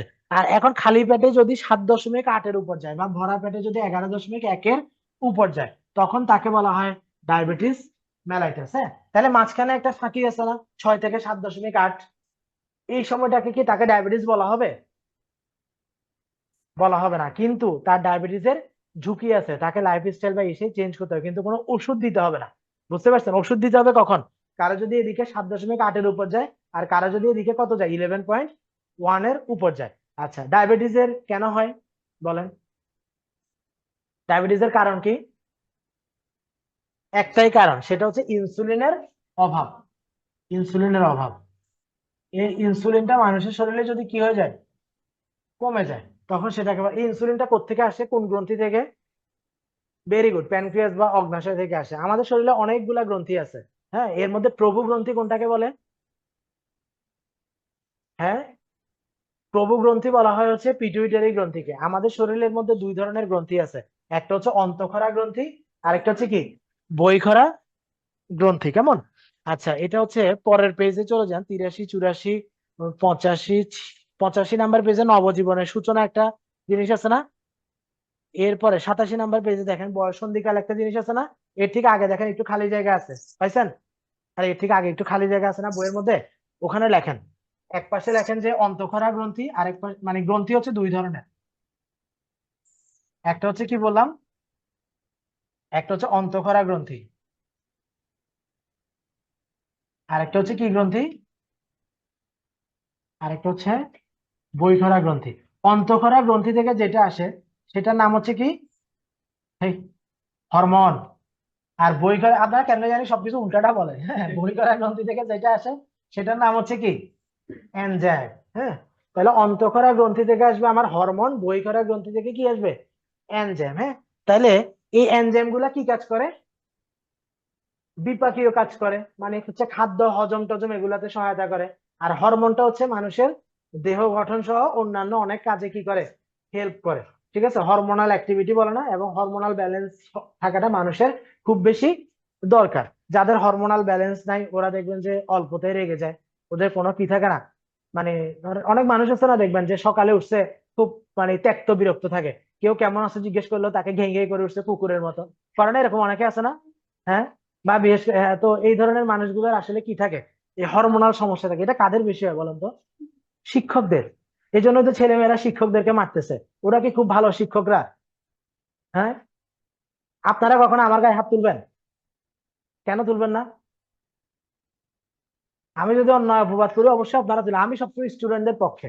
আমি যখন মেডিকেল কলেজের লেকচারার ছিলাম, হ্যাঁ, ওরা আমাকে বিভিন্ন সমস্যার কথা বলতো, আমি বলছি, ভাই দেখো আমার সামর্থ্য খুব কম, ঠিক আছে, কিন্তু তোমাদের অনেক বেশি ক্যাপাবিলিটি আছে, হ্যাঁ। এবং তখন যদি এই আন্দোলনটাই তো তার একটা বড় প্রমাণ, কিন্তু তখন এরকম বড় কোনো আন্দোলন হয় নাই। আমি স্টুডেন্টদেরকে সবসময় বলতাম যে মানে রাজনৈতিক লেজুর বৃত্তি না করে তোমার পিঠের পিছনে হাত দিয়ে দেখবা যে মেরুদণ্ড বলে একটা জিনিস আছে। নিজের মেরুদণ্ড বা শির দ্বারাটা কি করে বাঁচতে হবে, উঁচু করে বাঁচতে হবে। তুমি যে চাকরি করে 25-30 হাজার টাকা পাও, তুমি টিউশনি করলে এর থেকে অনেক বেশি টাকা পাবা। ঠিক আছে, তো এই মানে এই জিনিসটা শিক্ষকদের লেজুর বৃত্তির কারণে শিক্ষকরা এখন কি হচ্ছে, অন্যায় অপদস্থ হচ্ছে, শিক্ষকের কাছে রাজনীতি করে না। ঠিক আছে, তো কোন কথায় জানিছিলাম এটা, এই যে, ও হ্যাঁ, বেশি কারা এইসব শিক্ষক গুলা হচ্ছে দেখবেন, বুড়া শিক্ষক গুলা বেশি মার খাচ্ছে। ঠিক আছে, কারণ কি? কারণ এই যে হরমোনের অভাব।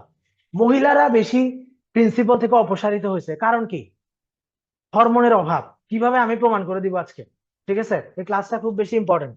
হ্যাঁ, তাহলে এই হরমোন না থাকে, আচ্ছা এখন আসেন যে, তাহলে মনে থাকবে যে বহিঃক্ষরা গ্রন্থি, অন্তঃক্ষরা গ্রন্থি। অন্তঃক্ষরা গ্রন্থি থেকে যেটা আসে সেটা হচ্ছে হরমোন, আর বহিঃক্ষরা গ্রন্থি থেকে যেটা আসে সেটা কি, এনজাইম। লিখছেন বইয়ে খালি জায়গাতে? হ্যাঁ, ভেরি গুড। এবার আসেন, তাহলে পিটুইটারি গ্রন্থি এটা কি হরমোন নিঃসরণ করবে না এনজাইম নিঃসরণ করবে?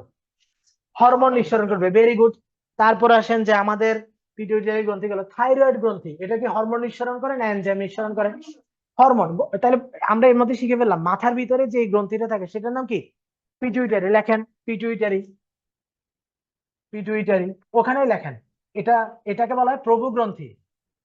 প্রভু গ্রন্থি মানে এটা হচ্ছে মানুষের শরীরের সবচেয়ে, সরি, এটা হচ্ছে প্রভু গ্রন্থি বা মাস্টার গ্ল্যান্ড। কিন্তু অবাক করা ব্যাপার হচ্ছে এটা মানুষের শরীরের সবচেয়ে ছোট গ্রন্থি। দান্যা মরিচের ঝাল বেশি একটা কথা আছে না চিটাঙ্গা ভাষায়, এইটা হচ্ছে দান্যা মরিচ। মানে মাথার ভিতরে থাকে, কিন্তু অন্য সবগুলোর কার্যকলাপ কে নিয়ন্ত্রণ করে? এই পিটুইটারি গ্রন্থি।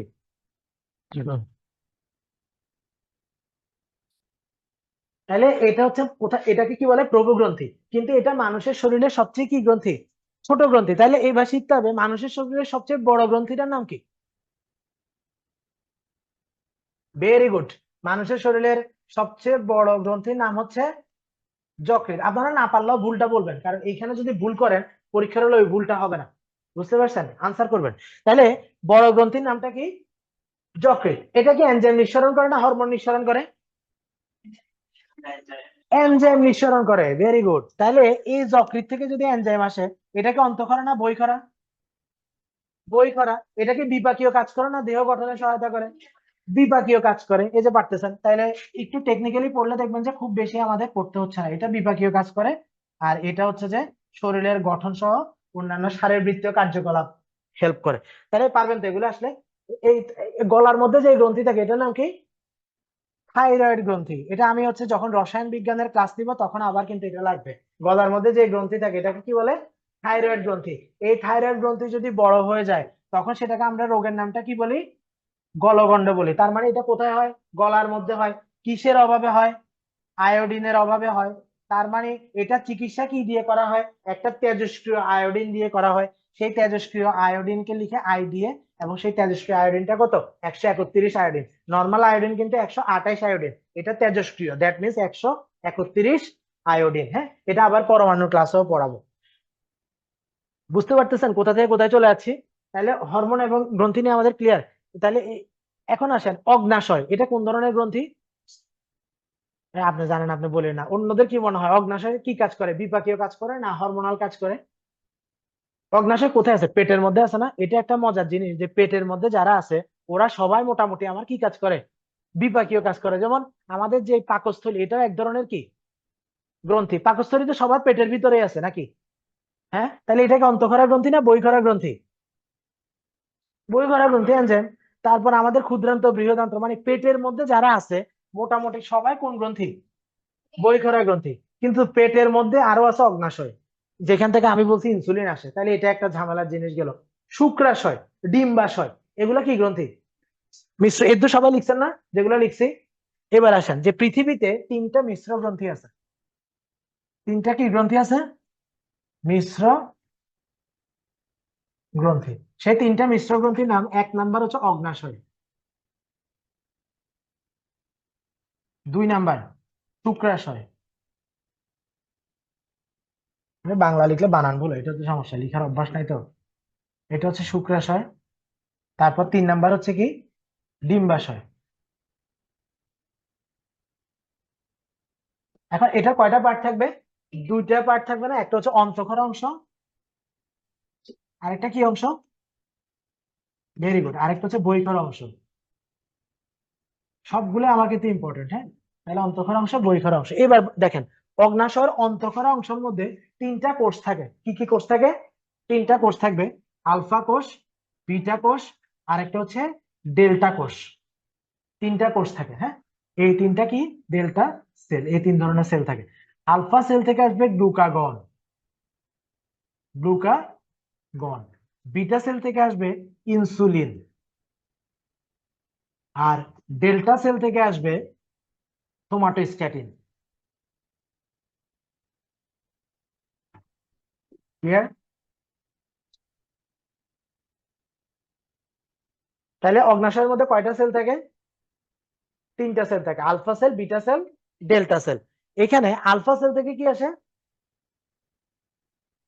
Glucagon, not insulin. পরীক্ষা এটাও কিন্তু ইম্পর্টেন্ট। হ্যাঁ, আলফা সেল থেকে কি আসে, গ্লুকাগন। বিটা সেল থেকে কি আসে, ইনসুলিন। হ্যাঁ, তা আমিও ভুলে যেতাম, আমি মনে রাখতাম কি যে বিয়া। বিটা সেল থেকে কি আসতেছে, ইনসুলিন আসতেছে, মনে থাকবে। বিটা সেল থেকে আসে কোনটা, ইনসুলিন। এই যে ঢাকা ইউনিভার্সিটির একটা হলের মধ্যে গণবিবাহের আয়োজন করা হয়েছে না, আপনারা যাচ্ছেন কেউ, কেন যাচ্ছে না, কেউ যাইতে হবে না তো, ওখানে গেলেই পাবেন হয়তো। হ্যাঁ, ও জানতেন না, আমিও জানি না আসলে। ঠিক আছে, আপনারা খবর নিয়ে যান, একা একা গিয়ে কি করবেন ওখানে, আর আফসোস বাড়বে। ঠিক আছে, কোনটা, সোমাটোস্ট্যাটিন, সোমাটোস্ট্যাটিন। হ্যাঁ, তাহলে গ্লুকাগন, ইনসুলিন, আরেকটা কি, সোমাটোস্ট্যাটিন। হ্যাঁ, তাহলে এই গ্লুকাগন নাম থেকে বোঝা যাচ্ছে এটা গ্লুকোজ লেভেলকে কি করবে, গন করে দেয়, মানে উপরের দিকে বাড়াবে। হ্যাঁ, তাহলে এই গ্লুকাগন হচ্ছে, এইদিকে দেখেন, গ্লুকাগন কি করবে, গ্লুকোজ লেভেলকে বাড়ায়, গ্লুকোজকে বাড়াচ্ছে। ইনসুলিন গ্লুকোজ লেভেলকে কি করে, কমায়। আর এই যে সোমাটোস্ট্যাটিন, এটা হচ্ছে স্ট্যাটিক রাখে, মানে আপনার হ্যাঁ মানে সমতা রক্ষা করে। ঠিক আছে, তাহলে ইনসুলিন কি করতেছে, ইনসুলিন গ্লুকোজ লেভেলকে কমায়, এটা মনে রাখবেন। গ্লুকাগনটা হচ্ছে নাম থেকেই বোঝা যাচ্ছে গ্লুকাগনের মধ্যে কি আছে, গ্লুকোজ, তার মানে এটা গ্লুকোজ লেভেলকে বাড়াবে, ইনসুলিন কমাবে। আর সোমাটোস্ট্যাটিন বডির একটা ভারসাম্য রক্ষা করে, স্ট্যাটিক অবস্থায় রাখে। ক্লিয়ার? আর এটার বইখার অংশ থেকে দুইটা এনজাইম আসে, লাইপেজ এবং অ্যামাইলেজ। অ্যামাইলেজ এবং কি, লাইপেজ। এই অ্যামাইলেজ এবং লাইপেজ কোন খাবার পরিপাকে সহায়তা করে, ফ্যাট জাতীয় খাবার। তাহলে খুব ইম্পর্টেন্ট, ফ্যাট জাতীয় খাবার অ্যামাইলেজ এবং লাইপেজ কি করতেছে, এগুলাকে ভেঙে ফেলতেছে। মনে থাকবে কোনটা, ট্রিপসিন, ট্রিপসিনোজেন আসতে পারে কিন্তু খুব অল্প, কিন্তু মেইনলি দুইটা মনে রাখতে হবে, লাইপেজ এবং অ্যামাইলেজ। ঠিক আছে, ট্রিপসিন, ট্রিপসিনোজেন তো ইয়া থেকেও আসে, পাকস্থলী থেকেই মেইনলি আসে, হ্যাঁ পেপসিনোজেন ইয়াগুলা।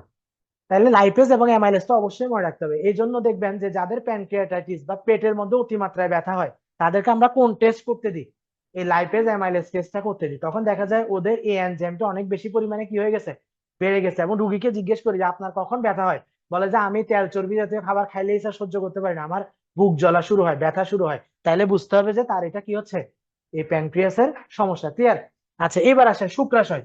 শুক্রাশয় থেকে কোন হরমোন আসে জানেন তো, বলেন। পুরুষের হরমোন কোনটা, টেস্টোস্টেরন, যেটার জন্য এটা আপনি বেঁচে আছেন, নাহলে তো আপনি অনেক আগে সুইসাইড করে মরে যেতেন। ঠিক আছে, সকালে ঘুম থেকে উঠে মনে হয় যে না আমি পড়াশোনা করে বিসিএস ক্যাডার হবো, একটা ভালো বিয়ে করবো, আমার একটা সুন্দর সংসার হবে। এই যে আপনাকে বেঁচে থাকার আশা দিচ্ছে, এটা কে দিচ্ছে, এই টেস্টোস্টেরন। টেস্টোস্টেরন যার কমে যাবে, সে আস্তে আস্তে কোন দিকে চলে যায়, ডিপ্রেশনে চলে যায়। এই জন্য বুড়া বেটাগুলা দেখবেন যে খুব বেশি কি থাকে, ডিপ্রেস থাকে। হ্যাঁ, একদম মন মরা থাকে সকালবেলা, যে আমি কেন বেঁচে আছি, আমার তো না আছে টেস্টোস্টেরন, না আছে কিছু। হ্যাঁ, মানে খুব লোনলি ফিল করে। পুরুষরা বেশি আত্মহত্যা করে না মহিলারা, পুরুষ, এটা কিন্তু মনে রাখবেন। আমরা মনে করি যে মেয়েরা বেশি আত্মহত্যা করে, না, মানুষ আত্মহত্যা করে কখন, ইয়াং বয়সে না বুড়া বয়সে, বুড়া বয়সে। এই বুড়া বয়সে কারা বেশি আত্মহত্যা করে, পুরুষেরা, কারণ এই টেস্টোস্টেরন আছে বলে তো আপনার প্রাণ চাঞ্চল্যে ভরপুর। ঠিক আছে, এই যে বিয়ের অনুষ্ঠান হচ্ছে কোথায়, ঢাকা ইউনিভার্সিটি শহীদুল্লাহ হলে আপনি চলে যাচ্ছেন, আর যে কোনো বিয়ের প্রোগ্রামে আপনি যাচ্ছেন, মজা করতেছেন, কনসার্টে যাচ্ছেন বন্ধু বান্ধবের সাথে, এগুলা কেন করতেছেন, এই টেস্টোস্টেরন আছে বলেই তো। আর যারা একটু ইসলামিক মেন্টালিটির, ওরা এগুলা বর্জন করতেছেন কেন, বর্জন করে আপনি কিসের আশা করতেছেন, আপনি একটা আধ্যাত্মিক লেভেলে উপরওয়ালার প্রেমে আছেন, যে পরকালে গেলে আপনি 70টা কি পাবেন, হুর পাবেন, মানে সব জিনিসই আপনার, কিন্তু পুরুষের সব জিনিস ঘুরে ফিরে এক জায়গাতেই সীমাবদ্ধ। সেটা কোথায়, এই টেস্টোস্টেরন। ঠিক আছে, আর টেস্টোস্টেরন যার চলে যাবে, তার বেঁচে থাকা ছাড়া, মানে মরে যাওয়া ছাড়া আর কোনো কি নাই, উপায় নাই। এই টেস্টোস্টেরন বাড়ানোর জন্য কেউ সিগারেট খায়, কেউ মদ খায়, এগুলো সবগুলো টেস্টোস্টেরনের সিক্রেশনটাকে কি করে দেয়, বাড়ায় দেয়। এখন কোন জিনিসের কাজ বেড়ে গেলে যেটা সমস্যা কি হবে, পরবর্তীতে ফেইলড হবে। এবং এই যারা মদ সিগারেট খায়, ওরা দেখবেন একদিন হুট করে কি করে ফেলে, এই মানে সুইসাইড করে ফেলে। বুঝতে পারছেন? তাহলে পারলেন। এরপর আসেন যে শুধু ইচ্ছা থাকলেই হবে, এটাকে কার্যে পরিণত করতে হবে না। কার্যে পরিণত করার জন্য বইকার অংশ থেকে কি আসে, শুক্রাণু। আপনি পৃথিবীতে আপনার বাচ্চা টাচ্চা অনেক কিছু দিয়ে ভর্তি করে রেখে গেলেন, যারা স্লোগান দিবে, ঠিক আছে, যে আপনি তাদের কি, মানে যাই হোক। তাহলে এইদিকে হচ্ছে শুক্রাশয়, হচ্ছে টেস্টোস্টেরন, অন্তঃক্ষরা। আর বইকার অংশ থেকে কি আসে, শুক্রাণু, মনে থাকবে। তারপর আসেন যে ডিম্বাশয়, ভেরি ভেরি ইম্পর্টেন্ট জিনিস। তাহলে ডিম্বাশয়ের অন্তঃক্ষরা অংশ থেকে কি আসে, দুইটা হরমোন আসে, ইস্ট্রোজেন আর আরেকটা হচ্ছে প্রজেস্টেরন। প্রজেস্টেরন। আর বৈকর অংশ থেকে কোনটা আসবে, ডিম্বাণু আসবে।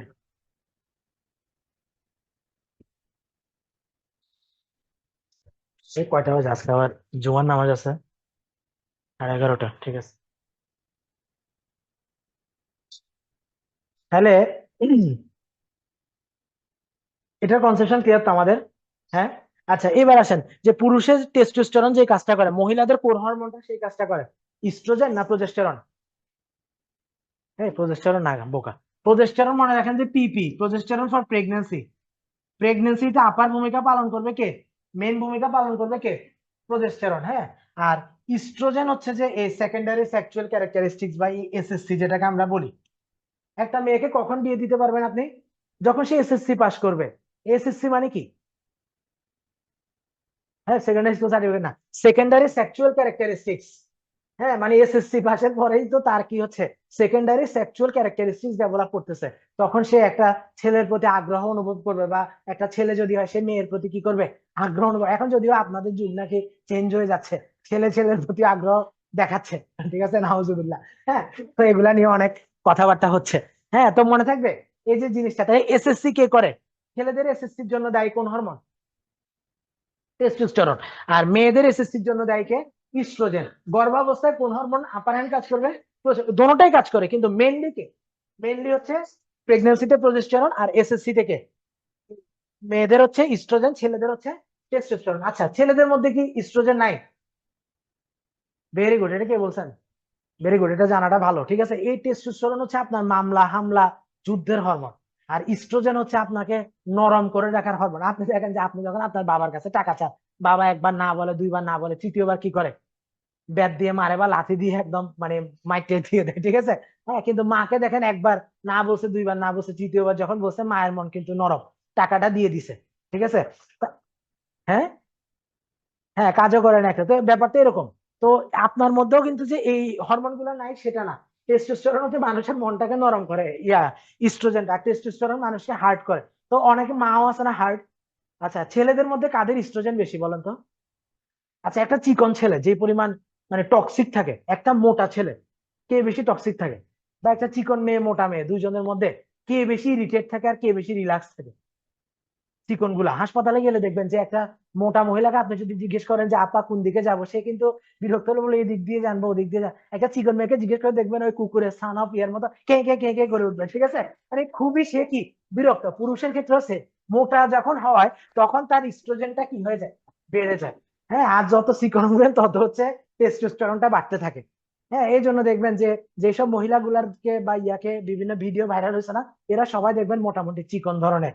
বেশিরভাগই কিন্তু কি মহিলা, বা পুরুষ হইলেও কিন্তু কি বুড়া। হ্যাঁ, কারণ ওরা জীবন যুদ্ধে কি পরাজিত। হ্যাঁ,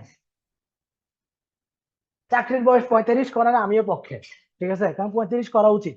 কিন্তু আমার মতো অবসরের বয়সটাও আরো কি করে দেওয়া উচিত, মানে কমায় দেওয়া উচিত। মানে কত করে দেওয়া উচিত? 55 বছর করে দিতে। মানুষ একটু নিজের মতো বাঁচুক না, সারা জীবন কি সরকারের গোলামি করে যাবে? 55 বছর বয়সে অবসরের একটা ইয়া দিয়ে দিতে পারে, তাহলে নতুন ছেলেমেয়েরা কি করবে, চাকরি পাবে। আপনার লাইফই তো আসলে 25 থেকে এই 45 বছর বয়স পর্যন্ত নাকি? এরপর বেঁচে থেকে আর কোন লাভ আছে? ছেলেদের লাভ আছে, মেয়েদের লাভ নাই তেমন। হ্যাঁ, কেন নাই আসেন, বইয়ের মধ্যে আছে। দেখেন, নবজীবনের সূচনা পড়াচ্ছিলাম না, অনেক স্যাররা এটা পড়ায় না, পড়াইতে লজ্জা পায়, কিন্তু আমি যখন ছোট ছেলে মেয়েদেরকে পড়াই তখন এটা পড়াই, কারণ এটা না জানলে আর ওর বেঁচে থেকে লাভ কি। দেখেন 89 নাম্বার পেজে চলে যান। 89 নাম্বার পেজে পাইছেন? হ্যাঁ, বয়ঃসন্ধিকাল। সাধারণত ছেলে মেয়েদের 11 থেকে 19 বছর বয়সের সময়কালকে বলা হয় বয়ঃসন্ধি কাল। হ্যাঁ, তাহলে এটার দরকার নাই, কারণ এটা আলাদা হয়। পরের পেজে যান, পরের পেজে দেখেন সেটা লেখা আছে যে এখানে একটা ব্যাপার কি জানেন, যে মেয়েদের বলা হয় যে 9 থেকে 13, আর ছেলেদের বলা হয় যে 13 থেকে 17। এটা বইয়ে আছে, তারা একটু খোঁজেন। আচ্ছা, ছেলেদেরটা আছে 90 নাম্বার পেজে দেখেন, ওই সেকেন্ড প্যারা 3 নাম্বার লাইনে। 13 থেকে 15 বছরের ছেলেদের শরীরে শুক্রাণু তৈরি হয়, পাইছেন? হ্যাঁ, তাহলে এই যে 13 থেকে 15 বছর, হ্যাঁ, আর মেয়েদের ক্ষেত্রে হচ্ছে এটা কত?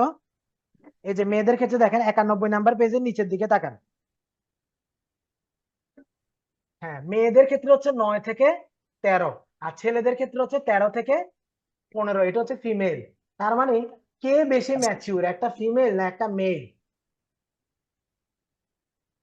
হ্যাঁ, ফিমেল অনেক বেশি ম্যাচিউর। সমরেশ মজুমদার তার সম্ভবত কালবেলা বইতে বলছিল যে একটা মানে ছেলে যে বয়সে পাড়ার মাঠে গিয়ে শিরোপা জয় চিন্তা করে, একটা মেয়ে তখনই চিন্তা করে যে কিভাবে সে কাকে বিয়ে করবে বা কিভাবে সে সংসার সাজাবে।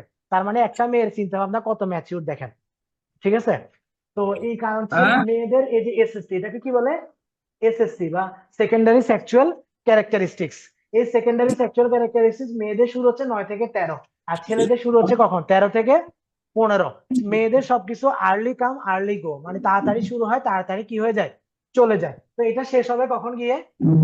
এগুলো লিখছেন? না লিখলে ছবি তুলে নেন, বাসায় গিয়ে সুন্দর করে গোছায় লিখবেন। হ্যাঁ, গ্লুকোজ বাড়ায় কোনটা, কমায় কোনটা। আর ক্লাস তো রেকর্ডেড থাকে, তো ওখানেও দেখতে পারবেন।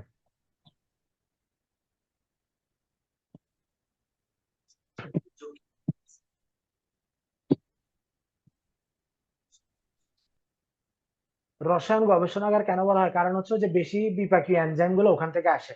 আর এনজাইম যেটা সেটাকে বলা হচ্ছে কি আপনার মানে রিয়াকশন, ওই রিয়াকশনের জন্য রসায়নাগার বলতে পারে। ঠিক আছে, কিন্তু ওইটাকে বলা হয় মাস্টার গ্ল্যান্ড বা প্রভুগ্রন্থি। এবং এটাই হচ্ছে মানুষের সরি, মাস্টার গ্ল্যান্ড বা প্রভুগ্রন্থি বলা হচ্ছে কোনটাকে? পিটুইটারি, এটা হচ্ছে ছোট গ্রন্থি। আর যকৃতটাকে বলা হচ্ছে দেহের সবচেয়ে বড় গ্রন্থি। হ্যাঁ, তাহলে হম যকৃৎ নিজে একটা গ্রন্থি, আর কি গ্রন্থি থাকবে? হ্যাঁ, তারপরে আসেন যে তাহলে মেয়েদের কত বললাম, 9 থেকে 13 বছর বয়সে এটা স্টার্ট হচ্ছে। যে সময়টাতে স্টার্ট হয় ওই সময়টাতে মেয়েদের যেটা শুরু হয় এটাকে বলা হয় কি? মেনস্ট্রুয়েশন। হ্যাঁ, এই মেনস্ট্রুয়েশন অনুযায়ী আপনার কতদিন পর পর হয় এটা? 28 দিন পর পর হয়। এবং 28 দিন পর পর কতদিন ব্লিডিং থাকে? 3 থেকে 7 দিন বা 4 দিন, যেটা লিখছে বইয়ে দেখবেন 3 থেকে 5 দিন, 5 দিন মনে হয়। হ্যাঁ, এটা মনে রাখেন। তাহলে এটা এটা বন্ধ হয়ে যায় কখন? এই জিনিসটা যখন বন্ধ হয়ে যাবে এটাকে বলা হয়, আচ্ছা 9 থেকে 13 এই সময়টাতে যখন মেনস্ট্রুয়েশন শুরু হচ্ছে এটাকে বলা হয় মেনার্কি। হ্যাঁ, আর এটা যখন বন্ধ হয়ে যায় মানে পজ হয়ে যায় এটাকে বলা হয় কি? মেনোপজ। এই মেনোপজ হয় কত বছর বয়সে? মোটামুটি 45 বছর বয়সে। হ্যাঁ, তো কিন্তু একটা পুরুষের এই শুক্রাণু উৎপাদন যে 13-14 বছর বয়সে শুরু হয়েছে, মোটামুটি 60-70 বছর বয়স পর্যন্ত চলতেই থাকে। এই জন্য বুড়ো মানুষদেরও অনেক সময় চরিত্রটা খারাপ হয়। এই যে দেখেন এখন বিভিন্ন বড় বড় নেতা নেত্রীদের বেরোচ্ছে না, স্ক্যান্ডাল বেরোচ্ছে না, এটা কিন্তু আসলে উনার দোষ না, উনি তো ভালো মানুষ। সমস্যাটা কোথায়? এই টেস্টোস্টেরনের দোষ। টেস্টোস্টেরনটা খুবই খারাপ, জমে থাকলে কোথায় উঠে যায়? মাথায় উঠে যায়। যখনই একজনের মাথায় উঠে তখনই সে হিতাহিত জ্ঞান হারাই ফেলে, উল্টাপাল্টা আচরণ করে। এই জন্য আগের দিন নানি দাদিরা বলতো যে এই ছেলেটা খারাপ হয়ে গেছে, খারাপ ছেলেদের সাথে মিশতেছে, রাত করে বাড়ি ফিরতেছে। একটাই সমাধান কি? বিয়ে করাই দেওয়া। কারণ টেস্টোস্টেরন মানে রিলিজ করে ফেলতে পারলে তার ব্রেনটা কি হয়ে যাবে? স্থির হয়ে যাবে। বুঝতে পারছেন? সবকিছু কিন্তু আসলে এই আপনি উনাকে ইন্ডিকেট করতেছেন কেন? উনি তো একজন ভালো মানুষ। শত্রু, হ্যাঁ সেটাই, বন্ধুরূপে শত্রু। হ্যাঁ, তো মানে সায়েন্স জিনিসটা আসলে এমন আপনার, এটা হচ্ছে দৈনন্দিন বিজ্ঞান, আপনার জীবন চলতে যে বিজ্ঞানটা লাগতেছে। যে ছেলেদের দেখবেন এই জন্য 13 বছর বয়স থেকে মোটামুটি একটা অস্থিরতা শুরু হয়ে যায়, এবং এটা 70 বছর বয়সেও কি হয় না। हाँ जी। এবং এই জন্য ইসলামেও কিন্তু বলা আছে যে একটা মানে গ্যাপিং দিয়ে কি করতে? বিয়ে করতে। কারণ আপনার বয়সও 45, আপনার বউয়ের বয়সও 45, তখন তো আর মানে আপনার ইয়াটা খারাপ হচ্ছে। ঠিক আছে, স্বভাব চরিত্র মানে যেটাই বলি। এই যে বড় বড় নেতাদের এগুলো দেখতেছেন না আপনারা, টিভিতে নিউজ দেখেন, তো এদের অনেক খারাপ খারাপ খবর বেরোচ্ছে না। তো উনারা কি এত খারাপ মানুষ আসলে? মোটেই না। খারাপ কেন হয়েছে? এই যে টেস্টোস্টেরনের জন্য। এটাকেই বাংলায় বলে আলুর দোষ, শুক্রাণু টেস্টিসের দোষ। হ্যাঁ, এটাকেই বাংলায় আলুর দোষ বলে। হ্যাঁ, তাহলে এই যে মেয়েদের এটা 45 বছর বয়সে কি হয়ে যাচ্ছে মানে অফ হয়ে যাচ্ছে, এটাকে বলে মেনোপজ। তো ছেলের বয়স যখন 45, ছেলে কিন্তু তখনও কি টকবগে যুবক। হ্যাঁ, এই জন্য ছেলেগুলা আকাম কুকাম বেশি করে আর কি। হ্যাঁ, তাহলে এটা মনে রাখবেন।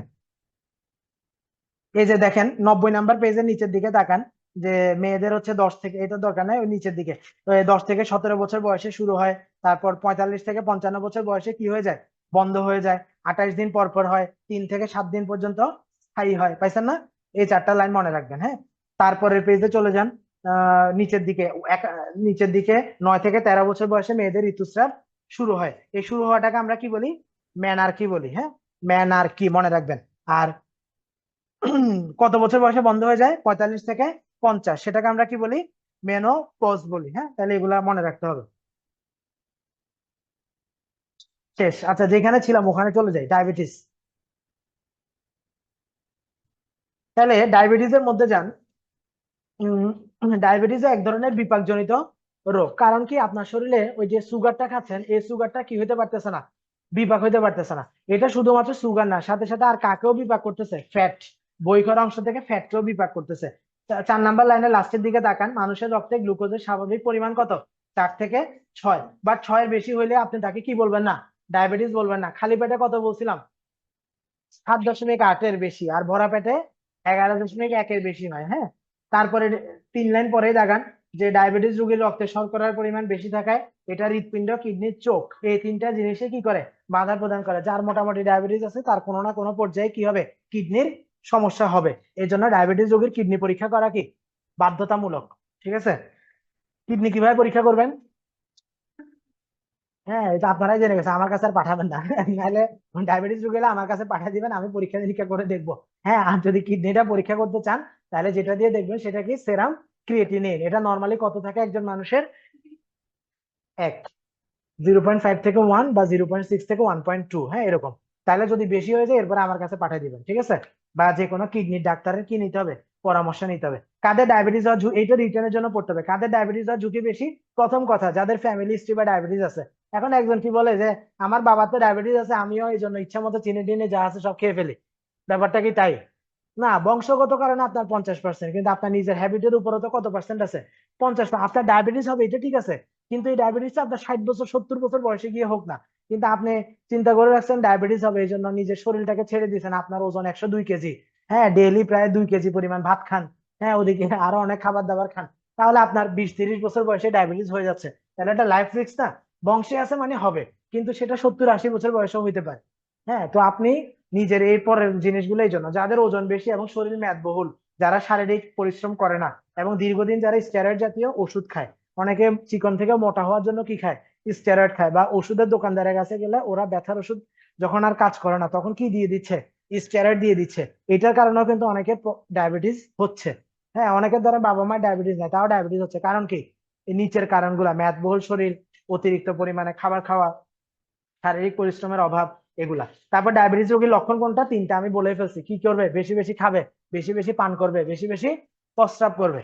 তারপর হচ্ছে যথেষ্ট খাওয়া সত্ত্বেও যদি ওজন কমে যায়, হ্যাঁ যখন ডায়াবেটিস হবে তখন কি কমে যাবে, ওজনটা কমে যাবে। সামান্য পরিশ্রমে ক্লান্তি ও দুর্বলতা অনুভব করে, এটা আপনারা সবাই করেন না? সামান্য পরিশ্রম করলে ক্লান্তি ও দুর্বল। হ্যাঁ, এটা আপনাদের ডায়াবেটিসের জন্য না, হ্যাঁ অন্য অনেক কারণে হতে পারে। সামান্য পরিমাণে এটা। তারপর চোখ মানে চামড়া শুকিয়ে যাওয়া, চোখে ঝাপসা দেখা, এগুলো পড়বেন। ডায়াবেটিস রোগীর চিকিৎসা হচ্ছে 3D। এটা মনে রাখবেন যে ডায়াবেটিস রোগীর চিকিৎসাকে আমরা এক কথায় কি বলি, 3D। প্রথম ডি দ্বারা হচ্ছে ডিসিপ্লিন, মানে আপনার কি করতে হবে, ডিসিপ্লিন লাইফ। 2 নাম্বার হচ্ছে ডায়েট। 3 নাম্বার হচ্ছে ড্রাগ। মানে প্রথমে এই তিনোটাই, এটাকে একসাথে চিকিৎসা করতে হবে, মনে থাকবে। এটাকে বলে 3D ম্যানেজমেন্ট। মানে ডায়াবেটিস রোগীর আপনার চিকিৎসাটা কি হবে, 3D ম্যানেজমেন্ট। মানে তিনটা 3D লিখে রাখেন, ডায়েট, তারপর হচ্ছে ডিসিপ্লিন এবং কি ড্রাগ। হ্যাঁ, এবং অনেক রোগী আছে যাদের এবং ডায়েট এবং ডিসিপ্লিন দিয়ে ডায়াবেটিসটা কি থাকে, ওয়েল কন্ট্রোল থাকে। ডায়াবেটিস রোগীর একটা বদ্ধমূল ধারণা কি, যে একবার যদি ডায়াবেটিসের ওষুধ শুরু করি, একবার যদি প্রেশারের ওষুধ শুরু করি, আজীবন খাইতে হবে। এই ব্যাপারটা সঠিক না।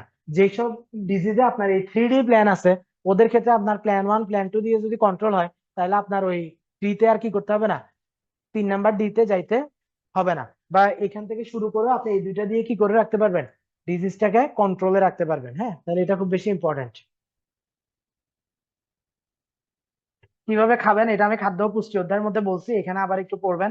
ওষুধ সেবন এবং লাস্টের ডিসিপ্লিনটা ইম্পর্টেন্ট। হ্যাঁ, অনেকে ডায়াবেটিস হলে খুব বেশি মন খারাপ করে ফেলে, এটা কি ভালো না খারাপ? ডায়াবেটিস হওয়াটা ভালো কেমনে?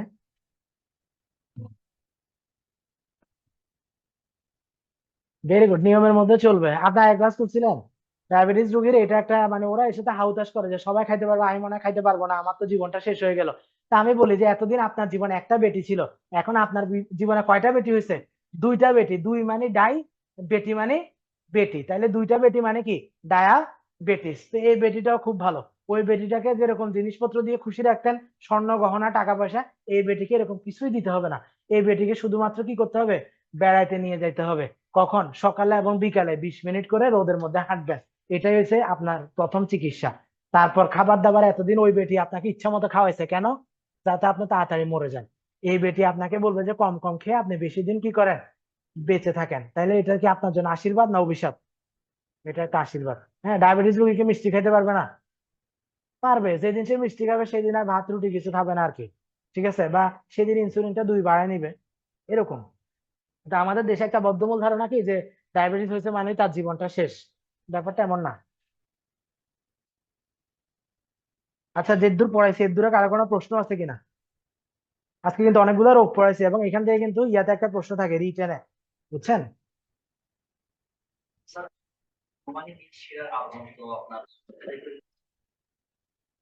মোটা মোটা, হ্যাঁ। এই যে যে কোনো ধমনী বা শিরা তিনটা আবরণ থাকে, এটাকে বলা হয় টিউনিকা মিডিয়া, এটাকে বলা হয় মিডিয়া, এটাকে বলা হয় টিউনিকা এক্সটার্না, এটাকে বলে মিডিয়া, আর এটাকে বলে ইনটিমা, হ্যাঁ। তো এদের ক্ষেত্রে এক্সটার্নাটা কি থাকে, মোটা থাকে আর কি।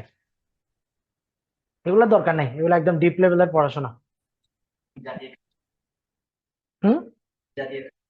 ওই যে প্রোটিন, ফ্যাট, কার্বোহাইড্রেট, খাদ্য ও পুষ্টিতে পড়াইছিলাম না। হ্যাঁ হ্যাঁ। মানে ডায়াবেটিস রোগীর ক্ষেত্রে আপনার এইভাবে যদি একটা প্লেট সাজায়, প্লেটের অর্ধেকেই তার কি থাকবে, প্রোটিন, আর বাকি অর্ধেক থাকবে হচ্ছে ভাত বা শর্করা, আর বাকি অর্ধেক থাকবে হচ্ছে ফ্যাট। ঠিক আছে, কিন্তু আমরা খাই কি, আমরা পুরা প্লেট জোড়ায় নিই কি, ভাত, যেটা হচ্ছে কি শর্করা, হ্যাঁ, আর ওইটা 10 ভাগের 1 ভাগ নিয়ে কি, প্রোটিন, মানে মাছ মাংস। আর তেল তো ওরকমই থাকে, তেল তো এমনিতে রান্না বান্নার ক্ষেত্রে বাঙালিরা একটু বেশি তেল খায়, সো ফ্যাটের অভাব নাই।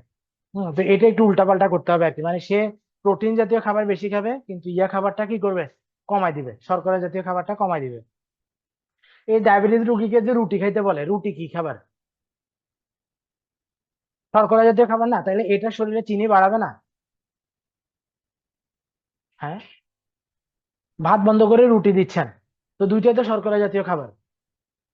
কখনো মনের মধ্যে প্রশ্ন আসছে? হুম। আটার রুটি আর ময়দার রুটির মধ্যে ডিফারেন্স নাই, রুটি রুটি, দুটোটার মধ্যে শর্করা আছে, কোনো ডিফারেন্স আছে কি? হুম।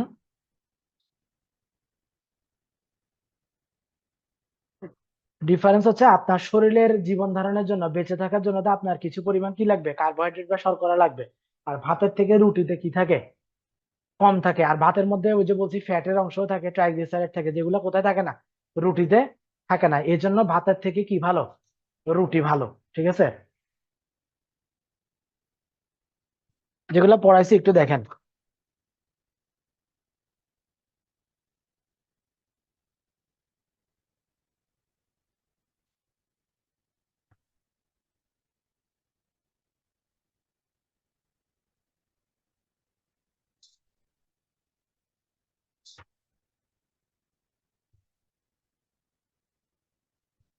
আমি কিন্তু খুব স্লো যাচ্ছি, ঠিক আছে, যেহেতু আপনারাও বিগিনার, তো তাড়াহুড়া করতেছি না। 2টা লেকচার আপনাদের 3টা ক্লাসে নিচ্ছি।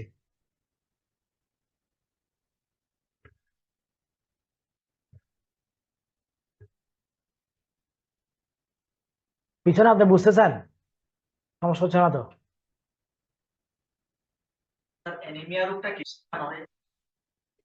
রক্ত শূন্যতার কারণে, হ্যাঁ।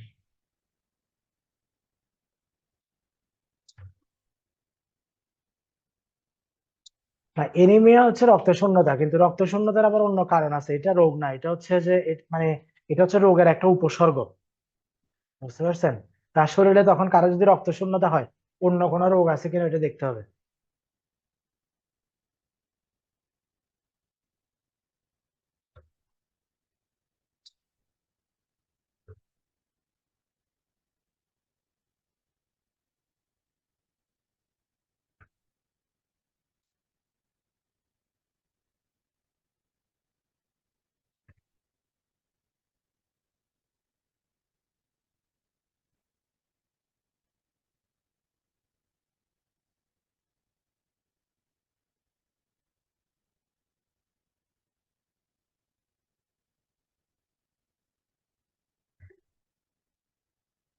আচ্ছা দেখেন, একটা মানুষের মধ্যে কয় জোড়া ক্রোমোজোম থাকে?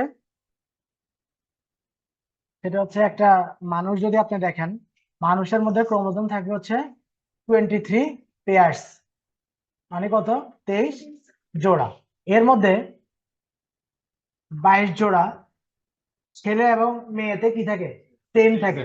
যেগুলা সেম সেগুলাকে বলা হয় অটো সেম বা অটো সোম। ঠিক আছে, আর 1 জোড়া কি থাকে, ডিফারেন্স থাকে। সেটা হয় এক্স এক্স থাকে, অথবা কি থাকতে পারে, এক্স ওয়াই থাকে।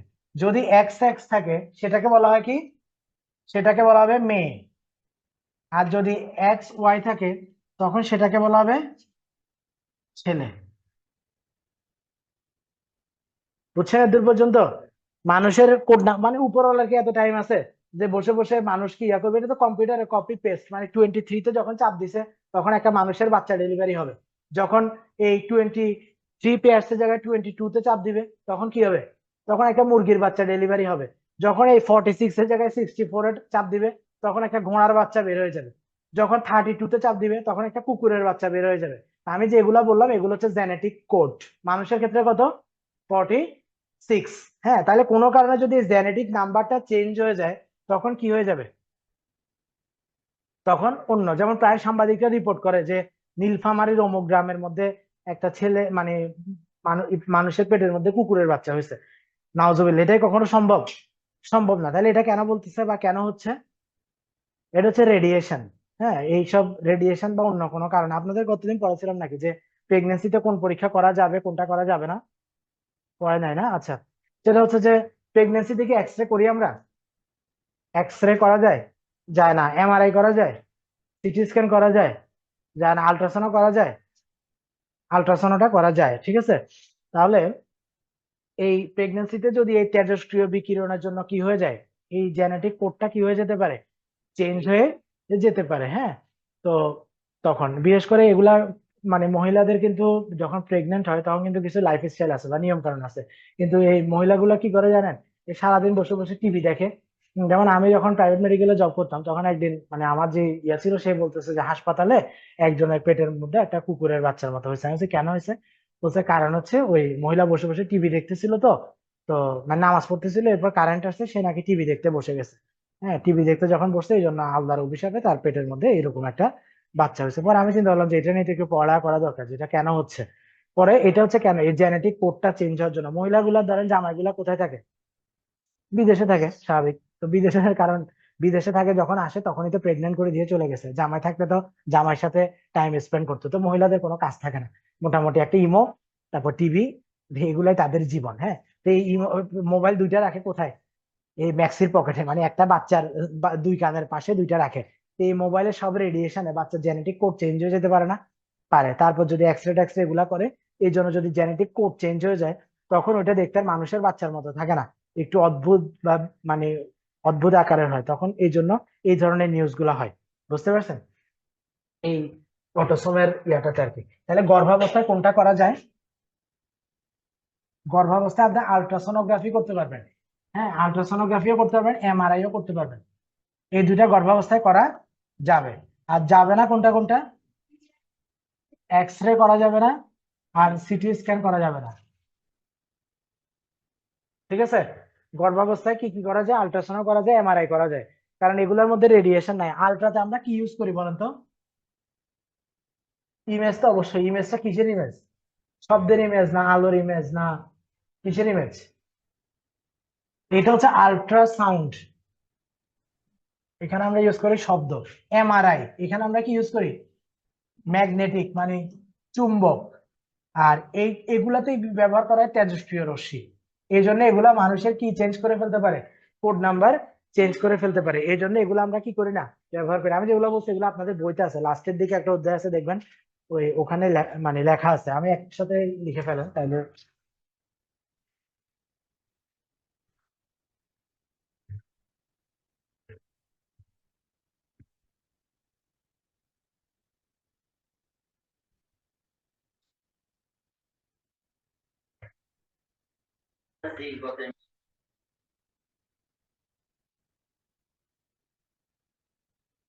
হ্যাঁ,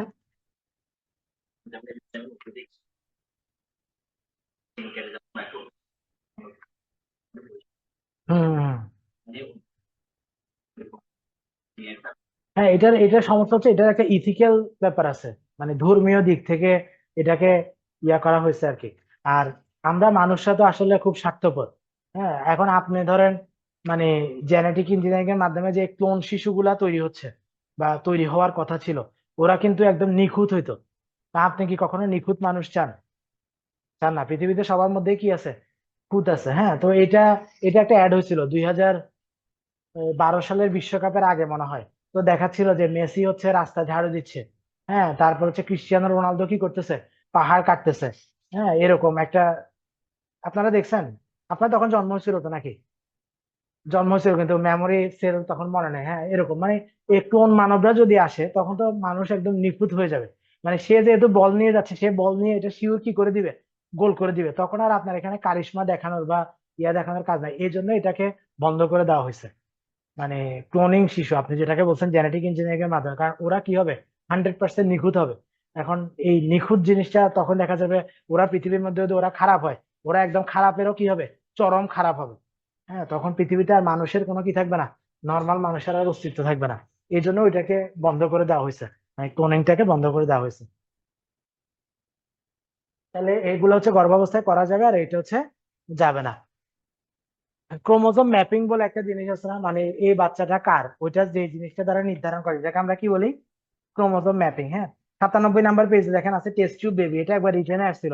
টেস্ট টিউব বেবি মানে কি, সেটা হচ্ছে যাদের ধরেন বাচ্চা হচ্ছে না, হ্যাঁ, সেখানে মায়ের শরীর থেকে নেওয়া হচ্ছে কি, শুক্রাণু, আর বাবার শরীর থেকে কি নেওয়া হচ্ছে, ডিম্বাণু। তো এই জিনিসটাকে একটা টেস্ট টিউবের মধ্যে নিয়ে এই শুক্রাণু ডিম্বাণুর কি ঘটানো হচ্ছে, মিলন ঘটানো হচ্ছে। মিলন ঘটাই এটা মায়ের যে জরায়ু আছে, এই জরায়ুটাতে কি করা হয়, প্রতিস্থাপন করা হয়। তাহলে এই জিনিসটাকে কি বলা হয়, টেস্ট টিউব বেবি। তাহলে এখানে কয়টা জিনিস, চারটা। প্রথম হচ্ছে মায়ের শরীর থেকে কি নিতে হবে, ডিম্বাণু, বাবার শরীর থেকে কি নিতে হবে, শুক্রাণু। তারপর ডিম্বাণু শুক্রাণুর একটা কি করতে হবে, মিলন করতে হবে। তারপর এটাকে এখানে কি করতে হবে, ইমপ্লান্টেশন বা প্রতিস্থাপন করতে হবে। তারপর এটা তো ছুটে যেতে পারে, যেহেতু এটা ন্যাচারাল না, হ্যাঁ, মাসিকের সময় এটা বের হয়ে যেতে পারে, এই জন্য এটাকে বিভিন্ন ওষুধপত্র দিয়ে এই জায়গাটাতে রাখতে হবে এবং কি করতে হবে, বড় করতে হবে। দেখেন বইয়ের মধ্যে আছে টেস্ট টিউব বেবি, প্রথম 2 লাইন পড়তে হবে, কৃত্রিম উপায়ে দেহের বাইরে শুক্রাণু এবং ডিম্বাণুর মিলন ঘটিয়ে, পাইছেন 97 নাম্বার পেজে, যে সেটি নারীদের জরায়ুতে প্রতিস্থাপনের মাধ্যমে যদি শিশুর জন্ম হয়, তাকে বলা হয় কি বেবি, টেস্ট টিউব বেবি। হ্যাঁ, এই প্যারার একদম লাস্ট লাইনটা পড়বেন, পর্যায়ক্রমে কতগুলো প্রক্রিয়া অনুসরণ করে ইনভিট্রো ফার্টিলাইজেশন, ইনভিট্রো মানে টেস্ট টিউব, ফার্টিলাইজেশন মানে প্রজনন। হ্যাঁ, তাহলে টেস্ট টিউবের মধ্যে প্রজনন ঘটিয়ে এই টেস্ট টিউব বেবি কি করা হয়, জন্ম দেওয়া হয়। হ্যাঁ, প্রথম কে করছিল, ওই উপরের প্যারায় 4 নাম্বার লাইন আছে, ডক্টর পেট্রুসি প্রথম টেস্ট টিউব বেবির জন্ম প্রক্রিয়া সম্পন্ন করে, কিন্তু সেটা সফল হয় নাই। মাত্র কয়দিন বাঁচছিল, 29 দিন বাঁচছিল। আর পরবর্তীতে ইংল্যান্ডের মধ্যে এই লুইস জয় ব্রাউন, না এই যে জয় কেন দিছে, এটা কি ওই জয়ের সাথে মিল রেখে দিছে নাকি, ওর নামে মনে হয় জয় নাই, এটা পরে অ্যাড করছে। ওর নাম আসলে কি লুইস ব্রাউন, আমি যেটা জানি লুইস ব্রাউনই তো শুনছি, আবার এখন দেখতেছি লুইস জয় ব্রাউন। হ্যাঁ, তো জয় কোত্থেকে আসলো জানি না। তো লুইস ব্রাউন মানে প্রথম টেস্ট টিউব যে বাচ্চাটা বেঁচে ছিল ওইটার নাম কি ছিল, লুইস ব্রাউন, এটা মনে রাখবেন। বাংলাদেশে টেস্ট টিউব বেবি হয়েছিল, হয়েছিল কি নাম, অক্ষরা না, হীরামণি মুক্তা, হীরামণি মুক্তা নামে টেস্ট টিউব বেবি হয়েছিল বাংলাদেশে। এখন তো অহরহ হচ্ছে। আচ্ছা, প্রক্রিয়াগুলা দেখেন, 4টা প্রক্রিয়া, এটা মনে রাখবেন। প্রথমে কি, সক্ষম দম্পতি থেকে ডিম্বাণু এবং শুক্রাণুটাকে কি করতে হবে, সংগ্রহ করে মিলন ঘটাইতে হবে। 2 নাম্বার, ভ্রূণ উৎপাদন করতে হবে, মানে এই মিলনটা হয়েছে কিনা আপনার দেখতে হবে। যখনই ভ্রূণ উৎপন্ন হবে, তখন এই ভ্রূণটাকে আপনার জরায়ুতে কি করতে হবে, প্রতিস্থাপন করতে হবে। তারপর হচ্ছে পরিচর্যা এবং সন্তান লাভ সম্পন্ন করা, এই জিনিসগুলো করতে হয়। ঠিক আছে, তারপরের পেজে চলে যান। সেটা হচ্ছে যে এগুলা পড়াই ফেলছি, যে 22টা অটোজোম, একটা শুক্রাণু, যে সন্তান যদি এক্স এক্স হয় তাহলে কি হবে, মেয়ে, আর যদি এক্স ওয়াই হয় তাহলে কি হবে, ছেলে। হ্যাঁ, তাহলে এদিকে দেখেন, সেটা হচ্ছে যে বাবার শরীর থেকে কোনটা আসতেছে, এক্স এবং ওয়াই, মায়ের শরীর থেকে কোনটা আসতেছে, এক্স এবং এক্স। তাহলে এই এক্স এর সাথে যদি এ এক্স এর মিলন ঘটে, বাচ্চাটা কি হবে, মেয়ে হবে। এ এক্স এর সাথে যদি এ ওয়াই এর মিলন ঘটে, বাচ্চাটা কি হবে, ছেলে হবে। তাইলে সন্তান ছেলে হবে নাকি মেয়ে হবে, এটা কে নির্ধারণ করতেছে, বাবা। ঠিক আছে, সন্তান না হইলে দেখেন না গ্রামের কৃষকরা বা অনেক ভালো মানুষ 2-3টে বিয়ে করে, হ্যাঁ, এটা করলে কি বাচ্চা হবে, অবশ্যই হবে। কারণ সন্তান না হওয়ার জন্য পুরুষও দায়ী হইতে পারে, মহিলাও দায়ী হইতে পারে। কথাটা খেয়াল করেন, সন্তান না হওয়ার জন্য পুরুষ বা মহিলা যে কেউই কি হইতে পারে, দায়ী হতে পারে। কিন্তু সন্তান ছেলে না হওয়ার জন্য, বংশের প্রদীপ জ্বালাতে না পারার জন্য কখনোই মা দায়ী না, সবসময় কে দায়ী, ছেলে দায়ী। এই মা বাবা দায়ী আবার কি বলতেছে, শুধু পুরুষ দায়ী। হ্যাঁ, মনে থাকবে, সেটা হচ্ছে ছেলে যদি না হয়, এটার জন্য কে দায়ী, এটার জন্য বাবা দায়ী। আর সন্তান না হওয়ার জন্য মা বা বাবা যে কেউই কি হতে পারে, দায়ী হতে পারে। ঠিক আছে, কিন্তু সন্তান যদি ছেলে হবে না মেয়ে হবে, এটা ফিক্স করবে কে, বাবা। বুঝতে পারছেন, এগুলা গ্রামীণ কৃষি সমাজে বেশি, যে ছেলে হচ্ছে না দেখে কি করতেছে, অনেকগুলা বিয়ে করতেছে, গ্রামের রাজারাও করতো না অনেকগুলা, এরকম দেখাইতো। তো পরে দেখা যেত 3-4টা বিয়ের পরে একটা ছেলে হয়েছে। কিভাবে হয়েছে এটা?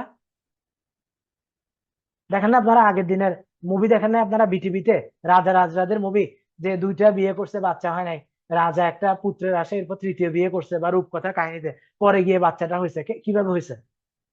হ্যাঁ, ওই যে আপনারা আনসার দিয়ে দিচ্ছেন, ওই যে হাজার বছর ধরে যেটা চলে আসতেছে আর কি, যে মকবুল বুড়ো কয়টা বিয়ে করছিল? 3টা বিয়ে করছে, কিন্তু ছোট বউটা রাতের বেলা মাছ ধরার আড়ালে কার কাছে যাচ্ছিল? মন্টুর কাছে। হ্যাঁ, পরে এইভাবেই তো আসলে বংশ পরম্পরায় বংশের বাতি জ্বলে থাকতেছে। ঠিক আছে, মানে এটা আসলে ওই রাজার সন্তান না। হ্যাঁ,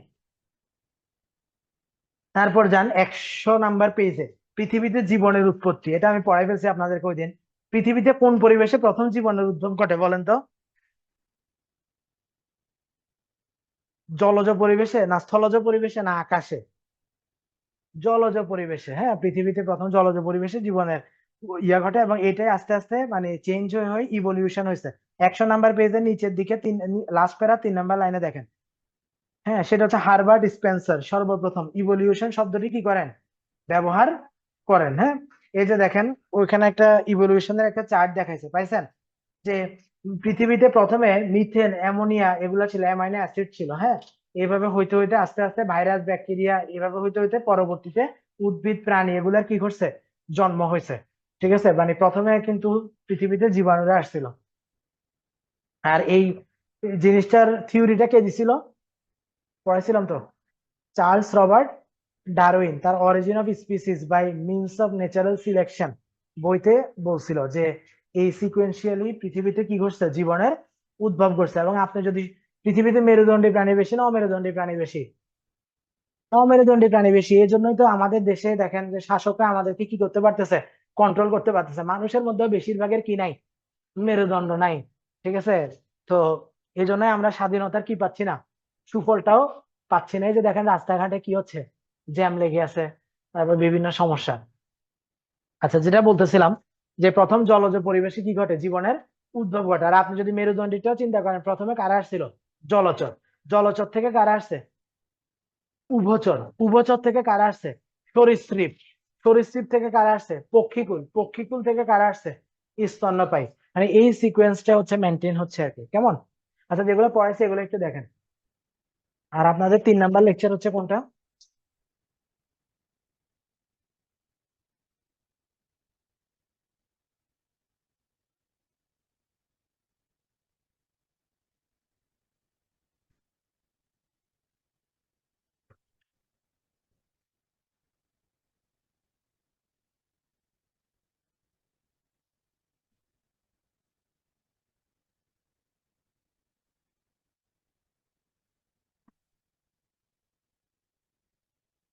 আচ্ছা, এরপরে লেকচারটা হচ্ছে পদার্থের অবস্থা ও পরমাণুর।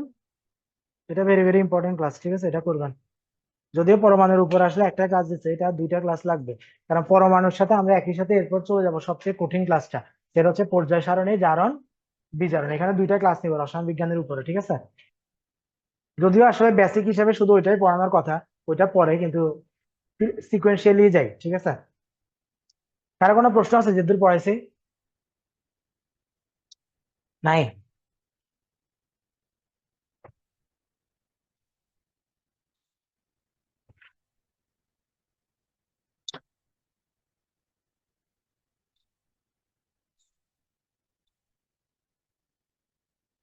মেয়েদের কোনো প্রশ্ন আছে? নাই, ছেলেদেরও নাই? স্যার, হ্যাঁ, জি বলেন। অনেকক্ষণ ধরে প্রশ্ন করার চেষ্টা করতেছি আপনার যে কানের প্র- ভিতরে ইয়ার না আছে মানে প্রশ্ন প্রশ্ন ক্লাসের মধ্যে করার দরকার নেই, আপনি এখানে লিখে ফেলবেন প্রশ্ন, আমি সবগুলো আনসার দিয়ে দিব একসাথে। লিখছেন চ্যাট বক্সে? স্যার, না না লিখি নেই। আচ্ছা,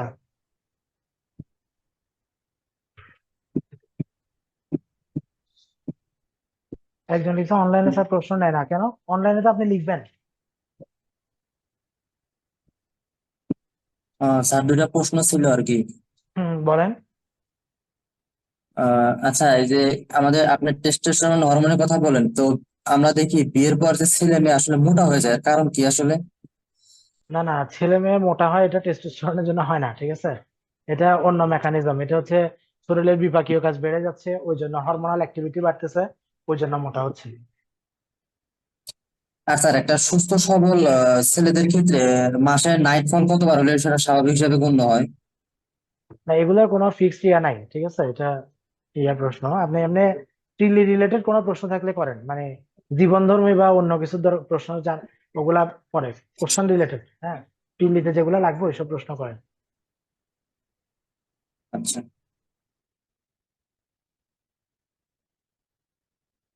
আপনাদের কোনো প্রশ্ন আছে? নাই? টিলি রিলেটেড এইসব মেডিকেল ডাক্তারি হাবি যাবি এইসব রিলেটেড না, হ্যাঁ।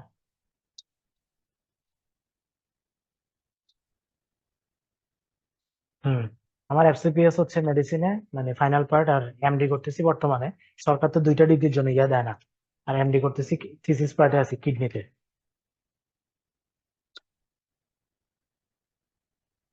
কোনো প্রশ্ন আছে কারো? স্যার ফোসা ওভালি সম্পর্কে যদি কিছু বলতেন। ফসফবালিস এখানে লাগবে না, এটা অন্য ইয়াতে, উদ্ভিদ বিজ্ঞানের ইয়া, ওখানে বলবো। আর কারো কোনো প্রশ্ন নাই? ঠিক আছে, তাহলে যেগুলা পড়াইছে ওগুলা বাসায় গিয়ে পড়বেন। আর যদি কোনো প্রশ্ন উদ্ভব হয় সেগুলাও লিখে রাখবেন আর কি, হ্যাঁ। নেক্সট